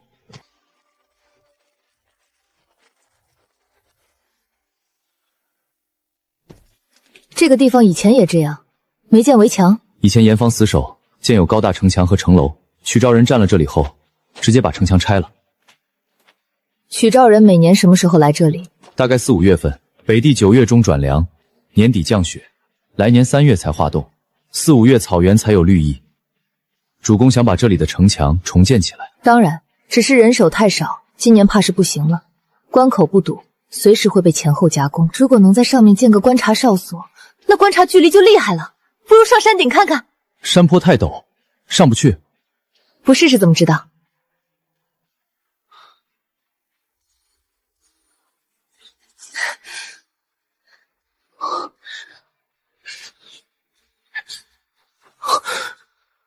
我竟然如此没用。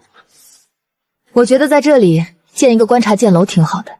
主公，普通士兵怕是爬不上来，且运送建材极难。方法总比困难多，此事不急，先搞城内建设。这个地方以后就叫一览峰，如何？哦，那是什么？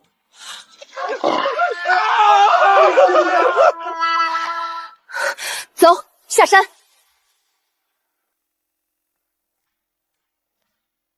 全是肉肉，我最爱的肉肉！啊呜！小心！啊！野猪毛好硬，扎我屁股了！等回去把你的毛全烧了！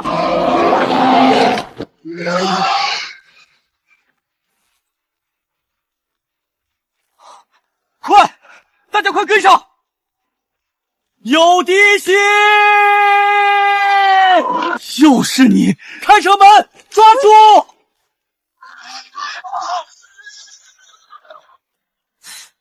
姑姑，你看，都是活的肉，以后天天能吃肉了。弄个猪圈吧，今天杀一头，其他养着。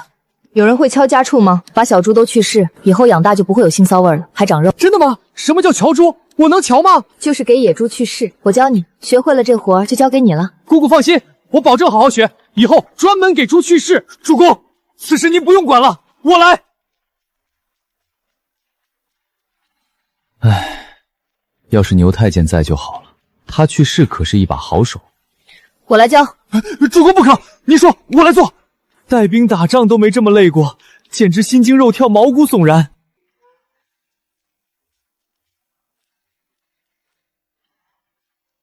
挑猪，云承轩是有天赋在身上的。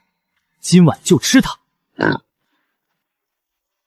主公，南门来了一群运粮的取诏队伍。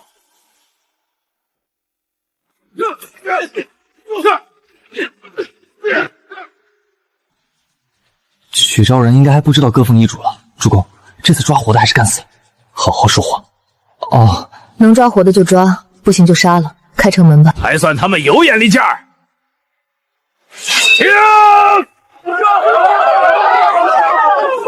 推车的燕国百姓速速蹲下，否则死！你们是谁？为何在割封？我主心善，降者不杀，速速放下武器。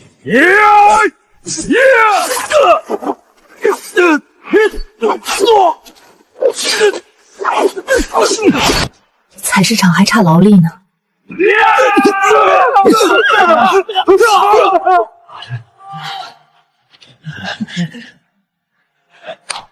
用时13分又5秒，不用这么显摆。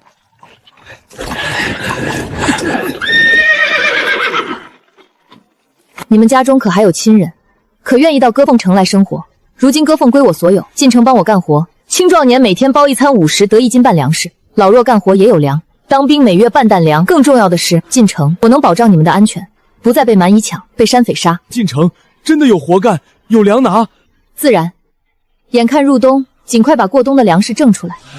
董司，安排他们住军营后面的房子，登记户籍。周虽，明天安排人去把他们的家人接过来。诺。吃晚食了，都出来领。晚食？真的假的？去看看不就知道了。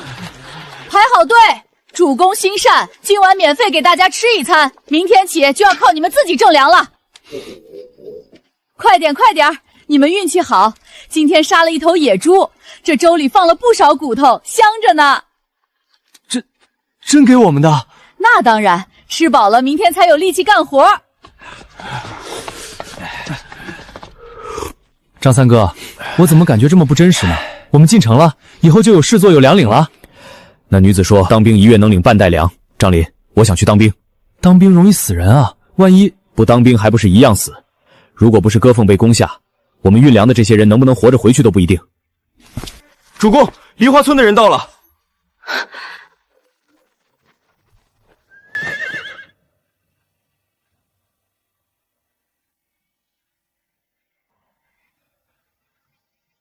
城门怎么关着？不会出什么事了吧？要不咱们去问问？可是孙村司，是你们女军呢？已让人去通知主公了。你们稍等。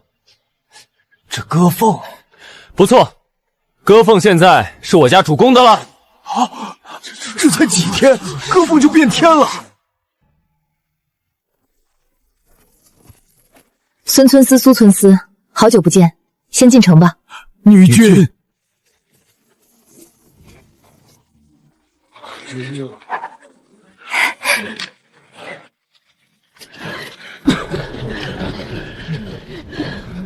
现在割缝人口一下达到了3300多人。第一，招兵，年龄15到25岁，周虽负责。第二，建房，这里的冬天寒冷漫长，我准备建带有火炕和火墙的房子。主公，什么是火炕和火墙？以后你就知道了。晨曦，你做建房组负责人，我准备把割缝分成7大区：住宅区、商业区、工业区、兵工区、马场、行政区、军区。先清理住宅区，打好地基，等砖烧出来就开建。第三，县衙必须招衙役，重新招人。同意。士兵训练了那么久，做衙役可惜了。洛青瓷，若我把县衙交给你，你可敢接下？敢。好，招衙役的事交给你。风清竹，你暂时担任主簿。董司，以后割缝的钱粮归你负责，直接向我汇报。主公放心，奴婢赴汤蹈火，不负您的信任。倒也不必。奴愚钝，不明白这内部结构是何用途？是火炕和火墙，烧火取暖，通过堰道循环。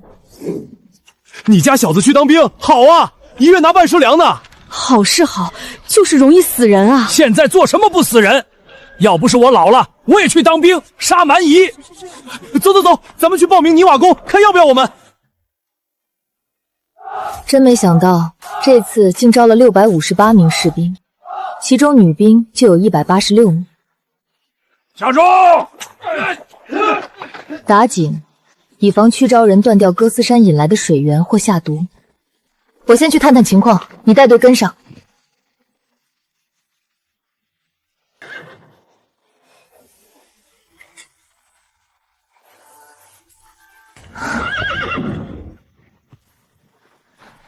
皇上和皇后果然给主公留了底牌，能悄无声息运来这么多物资，背后肯定还有一支隐秘的人马。愣着干嘛？动作快些！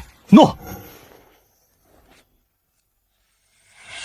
臣必誓死追随主公。不必如此，这是我用特殊锻造之法制成，材料难得，以后恐难再造，望你珍惜。给他起个名吧，就叫冷林。好名字。程轩，你的呢？好刀。我知道是好刀，我是问他叫什么。就叫好刀呀。不如花哥，那不如叫如花，它比花还好看。就叫佛心吧，佛度天下人。好，这个好。一把杀人利器叫佛心，主公是认真的吗？姓云的我就不说了，那是主公亲侄子。大将军那把，哎，我也比不过。主公肯定是看我们兵器都在手，不用刀，这才没给。主公难道是嫌我吃白饭？不行，我就去搬砖。马场附近划了块地，这是白菜、白萝卜、菠菜的种子，你尽快种出来。这是菜种子？这都是改良优种，生长周期短，产量极高。白菜和白萝卜能达亩产上万斤。亩产万斤？怎么可能？我在隐山寺后山让人试种过，产量确实极高。本想献给父王推广，可惜没来得及。天佑我燕国人，主公大德，万民有望了。不必多礼，你带人尽快开荒种下，解决冬季吃菜问题。诺。很好，继续烧，越多越好，娃也要跟上。诺。木炭质量如何？试过了，达到上品。很好，天气快冷了，加快速度。主公，砖烧出来了，先把闹市区的百货铺和药铺建起来。诺。等砖瓦跟上，居民区和工业区也能动工了。粘合材料一定要做好，房屋必须牢固。主公放心，用糯米砂浆做粘合，绝对牢固。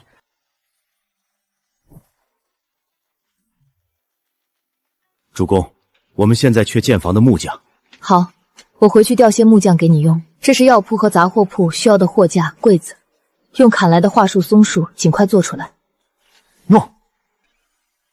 主公，云郎君从山上弄了几头野牛回来。不是不让他上山了吗？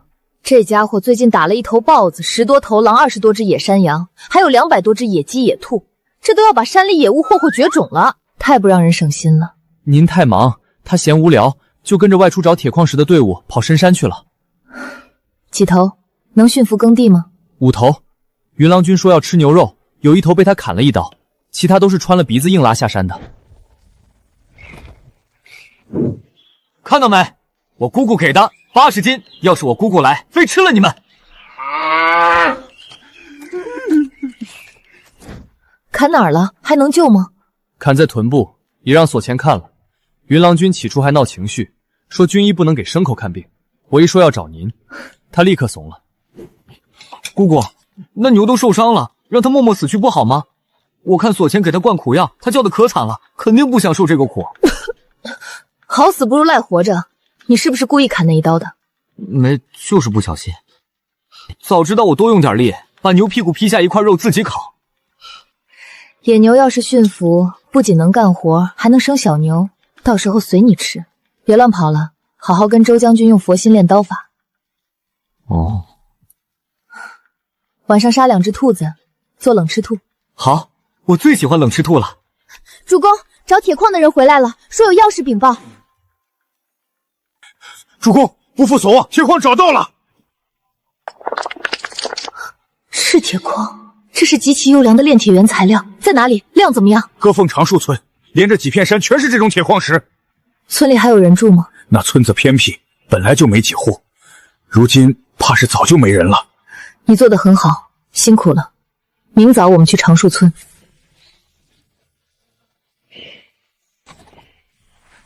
女君，您看这山土质好挖吗？全德他们看过了，说好挖。这一整片山都是铁矿石，量很大。很好，立刻规划开挖位置。韩一、鲁平，你们去周围找地方建房。女君，这里没粘土和黄泥，做不了土砖，房子用什么建？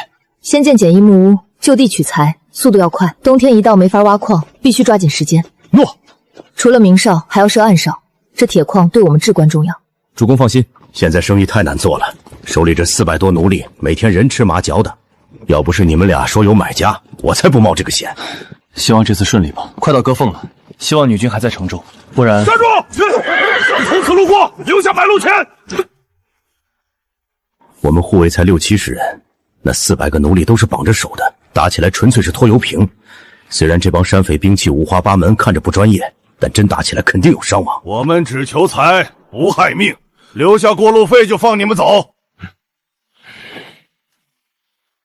不知要多少？不要多，30贯钱或者60道粮。你们卖奴的，20个奴的价格就够了，没必要死磕，对吧？价格还算公道。好汉，我们生意不好做，能不能通中通融？最低28贯，山匪也不好做，相互理解一下。你们都直接抢了，还不好做？好汉，我们这一路吃喝请护卫，挣不了几个钱，蛮夷横行，随时没命。20贯行不？哎，大家都不容易，我们也是有一大家子要养，25贯。不能再少了，成交。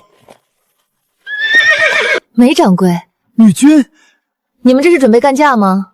有什么彩头算我一份呗。这位好汉说山匪不易，让交点过路费。做人要讲诚信，刚讲好价的。诚信？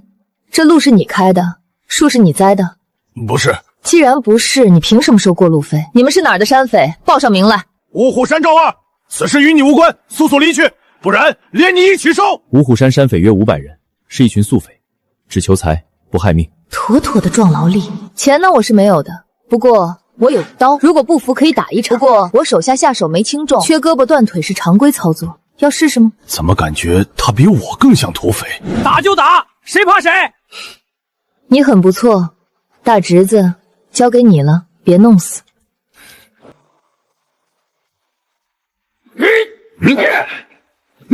我去，老大竟然有白头发了！等，我怎么飞起来了？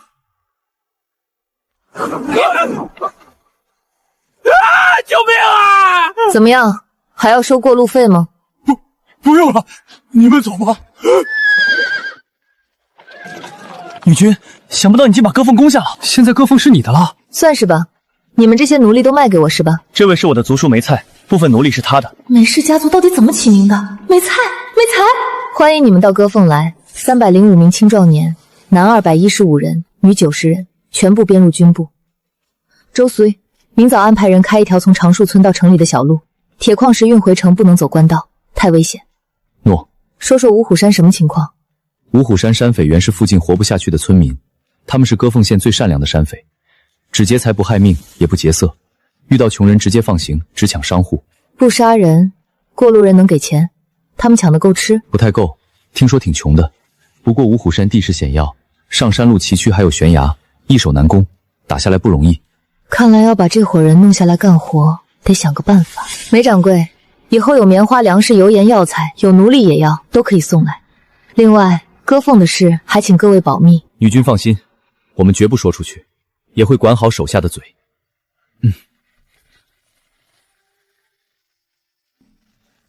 我怕他们说出去。他们是聪明人，我是他们长期的摇钱树，正常情况下只会维护关系。我们现在籍籍无名，谁会去利诱他们？不用担心。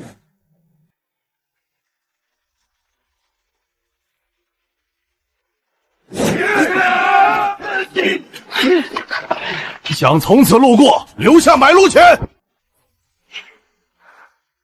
多少钱？我要一半的货。你那板车里是粮食吧？必须给，不然你们知道后果。我们投降，粮食是掌柜的，被抢了我们没法回去交代。这样吧，你把我们一起抓上山，让掌柜拿赎金。你说甚？我说我们投降，你既得了粮食又有赎金，我们也不用被掌柜责罚，一举两得，何乐不为？那你们给2车粮食也行，带人上山，山里穷的揭不开锅了，带你们去抢饭吃吗？你没理解我的意思，粮食少了，我们回去要被罚，你要么不抢，要么把我们一起掳上山。大家都是被压迫的普通百姓，互相体谅一下。那算了，看你们不容易，就放过你们吧。你什么意思？说好的抢劫，凭什么不抢了？我不抢了还不行吗？当然不行，你拦下我们又浪费时间，回去掌柜肯定要罚我们。我们都主动投降了，你还想怎样？我错了，我给你们道歉，不要你们投降了，你们赶紧走。都说了我投降，你为啥不让我投降？为啥不让我投降？你们必须接受我的投降！你这么猛还投降？该投降的是我们吧？哪有追着人硬要投降的？动手，记得别打死。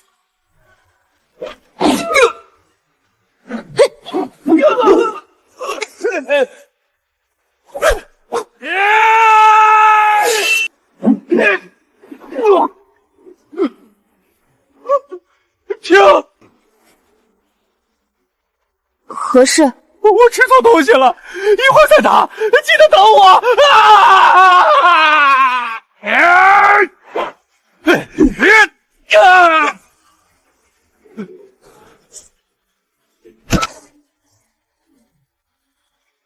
谢班长送我一份军功，明明是我的军功，一个窜西去了，一个给人捡路了。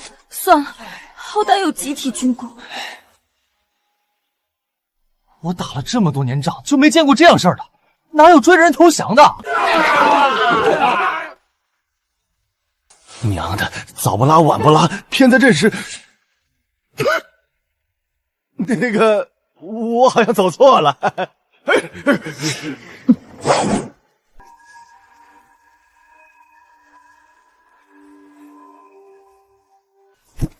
你说接不接受我们投降？我们输了，我们投降行不？我们想投降那么难吗？赶紧起来，带我们这些俘虏上山。不行啊，山里没地给你们住，您就别投降了，行吗？没事，没地住我们自己建，就这么说定了。不然好，上山。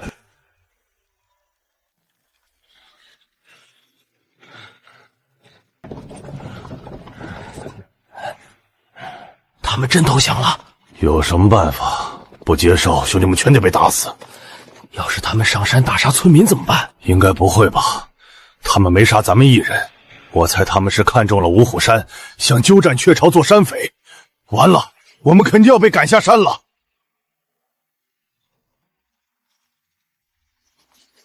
幸好做了俘虏，不然这绝壁还真难上。赵二，怎么就你们俩回来了？还鼻青脸肿的？村司不是说了不抢女子吗？带他们上来做甚？问那么多做甚？快放梯子！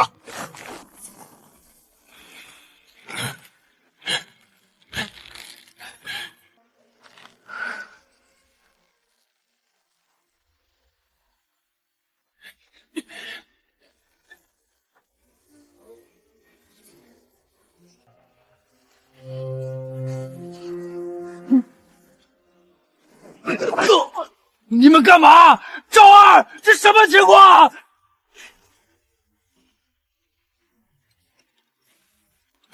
我不喊，不说话，别打我！这村的人都有些怂。你们干嘛？不是说不伤害我们村人吗？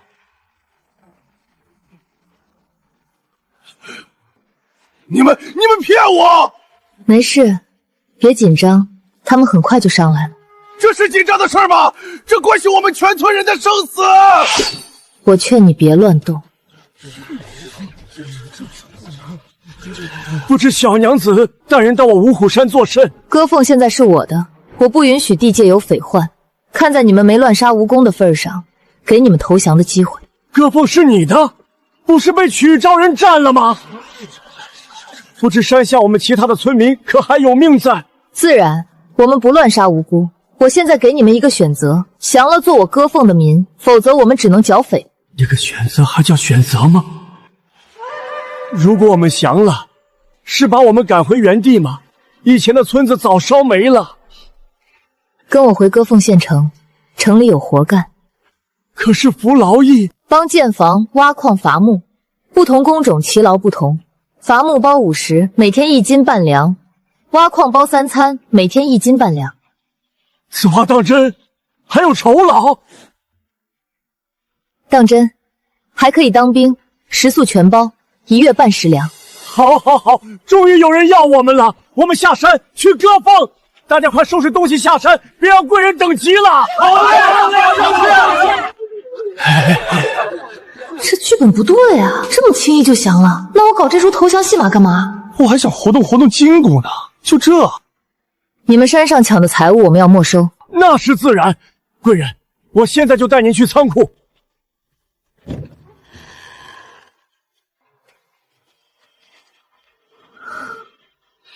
贵人，我们粮食虽不多，不过还有些铜钱。搬吧。山上都是沙土，进村只能靠那峭壁，粘土根本运不上来，我们百姓苦啊。以后就不苦了。主公，他们以前是匪，当兵会不会不妥？没事，进了兵营可不是他们说了算的，而且我观他们行事都是些纯粹之人。五虎山之行让我发现，大部分山匪其实是被逼上山的，只要有活干有粮吃，他们愿意做普通百姓。我现在缺人，歌凤附近的山匪都缴了，不作恶的收编，作恶的扔去采石挖矿。诺。辽肃、夏禅一，剿匪由你们负责，争取尽快拿下。主公太厉害了，这火炕和火墙到底怎么想出来的？冬天就不用缩着脖子看诊了，给伤者脱衣检查，也不怕冻死人。夏天不需要时，在灶里用挡板挡住就行，太方便了。这有啥？什么时候能开诊？后天，只是药材还不够。歌凤冬天好几个月，病人肯定不少。整理好医馆，留一人坐诊，另一人继续上山采药。罗中呢？采药去了。医馆不为赚钱，收回成本即可，不能让百姓看不起病。另外，止血药粉、金疮要多做些，我们随时可能打起来。诺。嘿，这火墙真不错，这一片都暖起来了。等旁边客栈建好，那面墙也暖起来，这屋子就全暖了。后天医馆开诊，杂货铺也后天开吧。没问题，我定了价格，你看看。粮食和盐油得限购，割缝缺粮太久，百姓怕是会疯抢囤货。你说限购多少就卖多少，不过他们谎报人口或重复购买怎么办？不用担心，我让洛晴慈做个粮本，写明户籍和限购量，再给你刻个印，买过的盖个印就行。主公聪慧，这可不是我想出来的，是前人的智慧。等百姓发现我们这儿一直有粮卖，自然就不会疯狂囤积了。想要盘活割缝的经济，必须让钱流通起来，从发粮变成发薪酬，让百姓习惯用钱消费。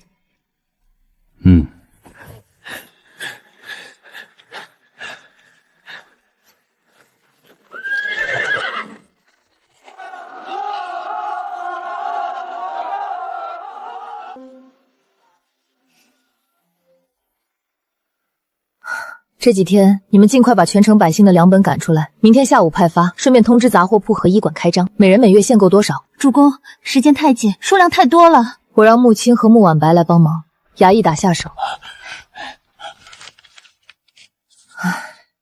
识字的人太少了，扫盲势在必行，可惜现在没时间。城中商业区开了杂货铺和医馆，大家可去看病买东西。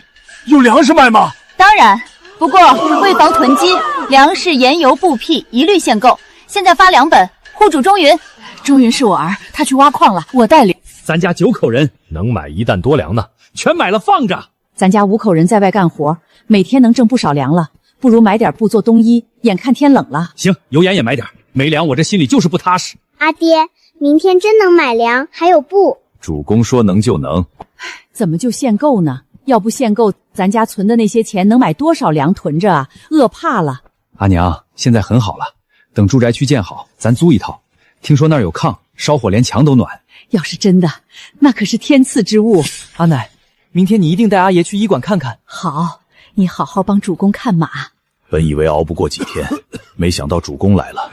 孙子每天拿粮回来，病也稳住了，能活着谁想死呢？我还要看孙子娶媳妇。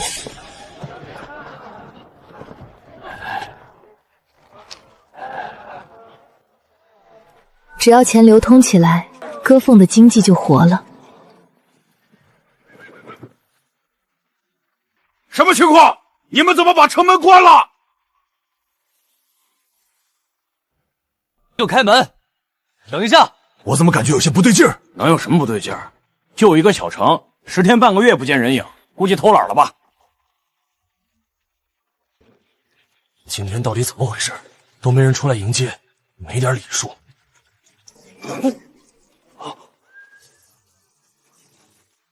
欢迎来到我们的割缝。主公，医馆的火炕太厉害了，就是砖跟不上进度，烧砖那边得加快啊。就4个砖窑，还得紧着南门瓮城用。等瓮城差不多了，住宅区就能快了。只能先打地基了，住宅区打完了，正在打工业区的，就是石头也不太够。到处缺人，工业区挖完去兵器房挖，人不能闲着。主公抓了一小队曲赵骑兵，他们是州县的，来给县令曲石传话，说是得了一对倾国倾城的母女，请他去品鉴。抓了6个活口，杀了4个。这对骑兵失踪，曲赵人很快就会发现割缝易主，能拖1个月，也是割缝偏僻。活口全去挖石头，城楼守卫加倍，12个时辰巡逻，随时准备应战。诺，主公，附近叫得上号的山匪，要么被歼灭，要么降了。做得好，明天开始不出去了。不服管教和作恶的山匪全去采石组，其他仔细分别安排去建房或伐木。诺，你说什么？割缝可能出事了？还不确定。我前几天派去给曲池传信的骑兵一直没回来，开始以为被留宿了，但2天了杳无音信。不可能，割缝虽小，但也有100多守卫，哪那么容易出事？我已派人去探查了，应该很快有消息。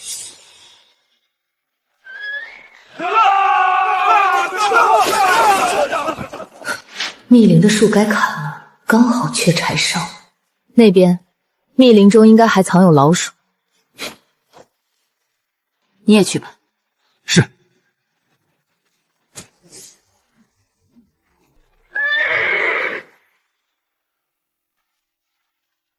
怎么办？要去救吗？什么时候割缝被占了？怎么一点消息都没有？拿什么救？尽快回去报信儿。不好，撤！有人来了，快跑！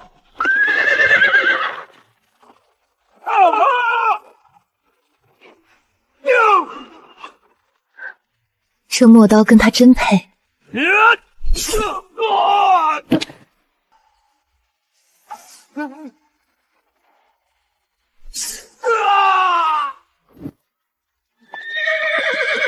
把那片树林砍了，起码前面能遮挡视线的部分全砍光。诺，我这就安排人。让他去砍，他力气大，一人能抵10人用。将军，您如何看？燕国人而已，不过是散兵游勇。城中何人？报上名来！小瞧我了，连投石机都没带。要是我刚来时还真有些麻烦，但现在我有1000多兵，怕你个锤子！我们乃是景阳军，尔等何人？所谓何事？景阳军从哪儿冒出来的？不知，城楼上好像有女子。是有女子，哼！燕国人男人真懦弱，竟然要靠女人！什么景阳军没听过？我乃州县驻军，歌凤是我取诏之地，速速开城投降，饶尔等性命！这支队伍的主将是曲守，此人极为狂傲。主公，伐木组、砖窑、铁矿那边，我都派人去通知隐蔽了。做得好，城中各项建设不停，你去安抚一下百姓的情绪。诺。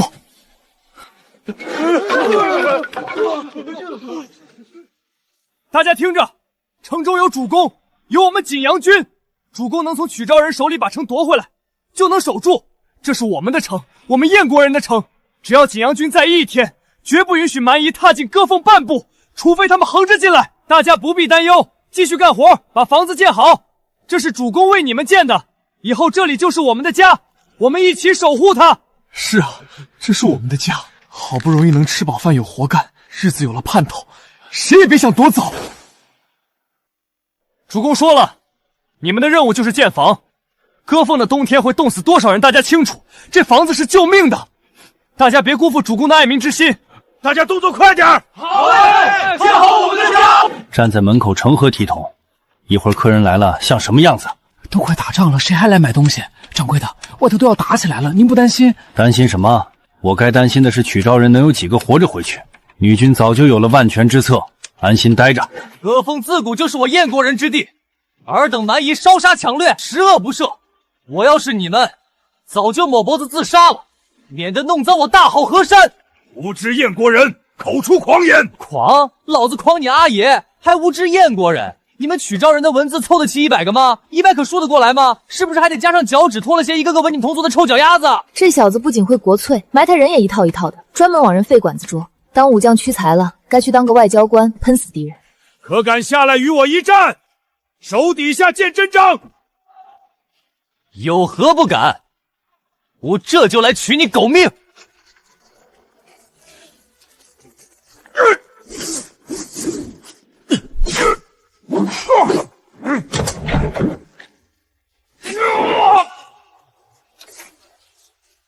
可敢与我一战？鼠辈可是怕了我，不敢一战。燕国人全是五谷男儿，连应战都不敢。主公，不斗将了，让他们知道我们的实力就行，没必要浪费时间。虚虚实实，让他们摸不清景阳军的底细。下面就看他们怎么攻城了。我还有些期待。管他怎么攻，今天非杀他个片甲不留。可惜刚才只斗了1人。主公，下次斗将让我上吧。行。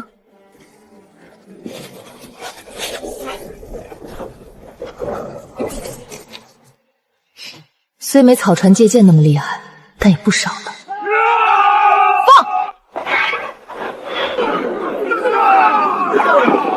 给我上！放箭！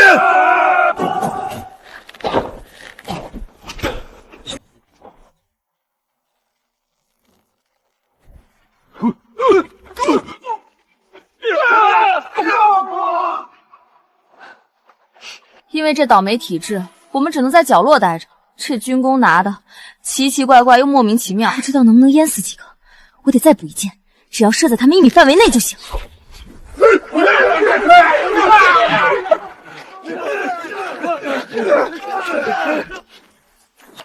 停！敌人的弓箭没了，大家跟我冲！杀！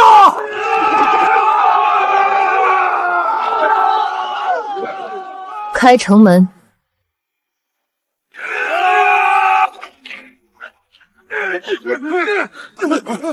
这什么情况？咱们还没撞呢，门怎么自己开了？城门开了，难道对方投降了？不，守城军防御的像铁桶一样，根本没什么伤亡。大家跟我冲！敌人怂了，敢占我们的城，杀光他们！冲啊！将军，不阻拦吗？不，我倒要看看城里有什么。瓮城，不到1个月就建了瓮城，哼！我倒要看看能建出什么花样。我就说燕国人能建出什么来？城墙连3米都不到，地上还有砖土，明显是没建完就仓皇逃了。大门不好破，大家搭人梯爬上围墙，杀进城就是首功。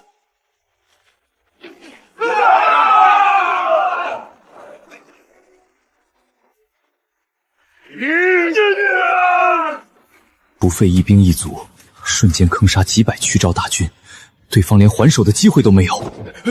有诈！里面撤退，让他们撤回！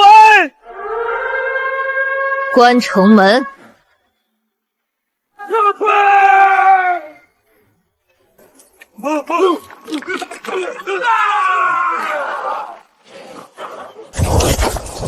我小瞧了这些汉人，这哪里是散兵游勇，这是个无底洞！撤！打扫战场，统计伤亡。主公，此次共歼敌1945人，我军牺牲4人，重伤2人，轻伤53人。一寸山河一寸血。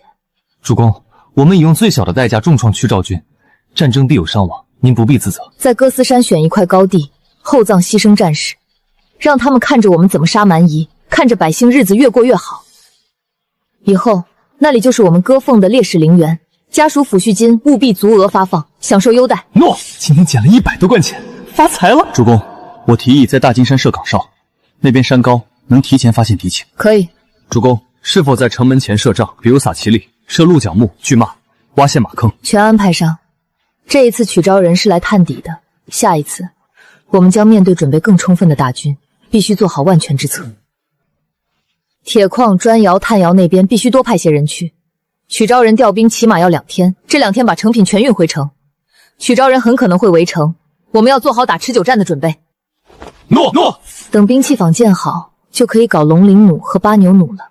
这2种碾压时代的大杀器，才是我立足的根本。是大金山的侦察兵，曲招人有动作了。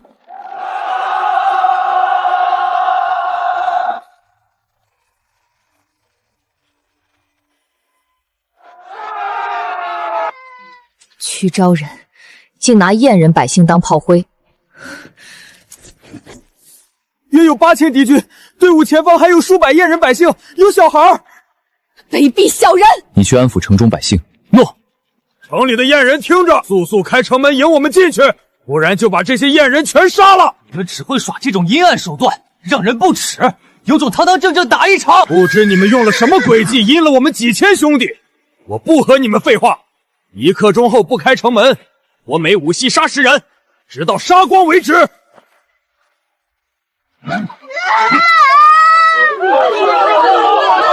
这帮畜生！他还是个孩子，要杀我！救救你！看到没？你们燕国人全是软骨头，不用我开口就乖乖跪了。你们这些畜生不如的蛮夷，也就只会欺负我们普通百姓。找死！反正都是死，为什么要跪着死？起来，都起来！站着死也比跪着强。他们今天十死无生，可我们不能为了这几百人，置城中数千百姓于不顾。你们这些蛮夷要杀就杀，只会欺辱百姓算什么东西？对，求他们有屁用！要是求有用，我们的粮会被抢，亲人会被杀。我呸！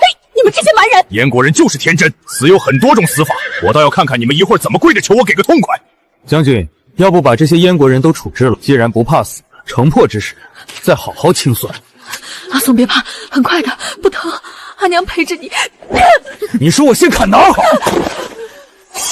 先割耳朵，切手指不好，不如先挖了他的眼睛。对，挖眼睛。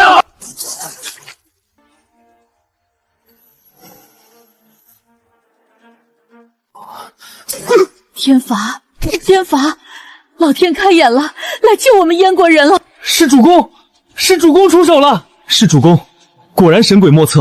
当初在梁城，我只知主公干掉了焦良，却没见尸体。原来焦良是这么个死法。你们说什么？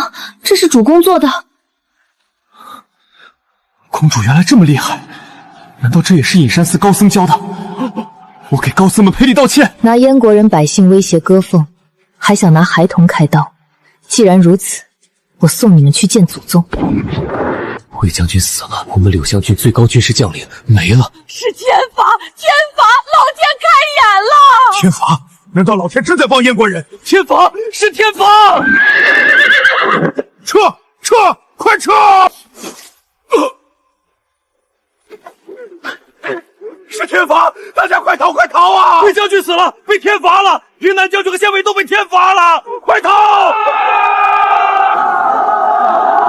歌凤城外一战，曲昭领兵诸将尽数伏诛，围城危机暂时解除，可纷争并未落幕，暗处的危机依旧蛰伏。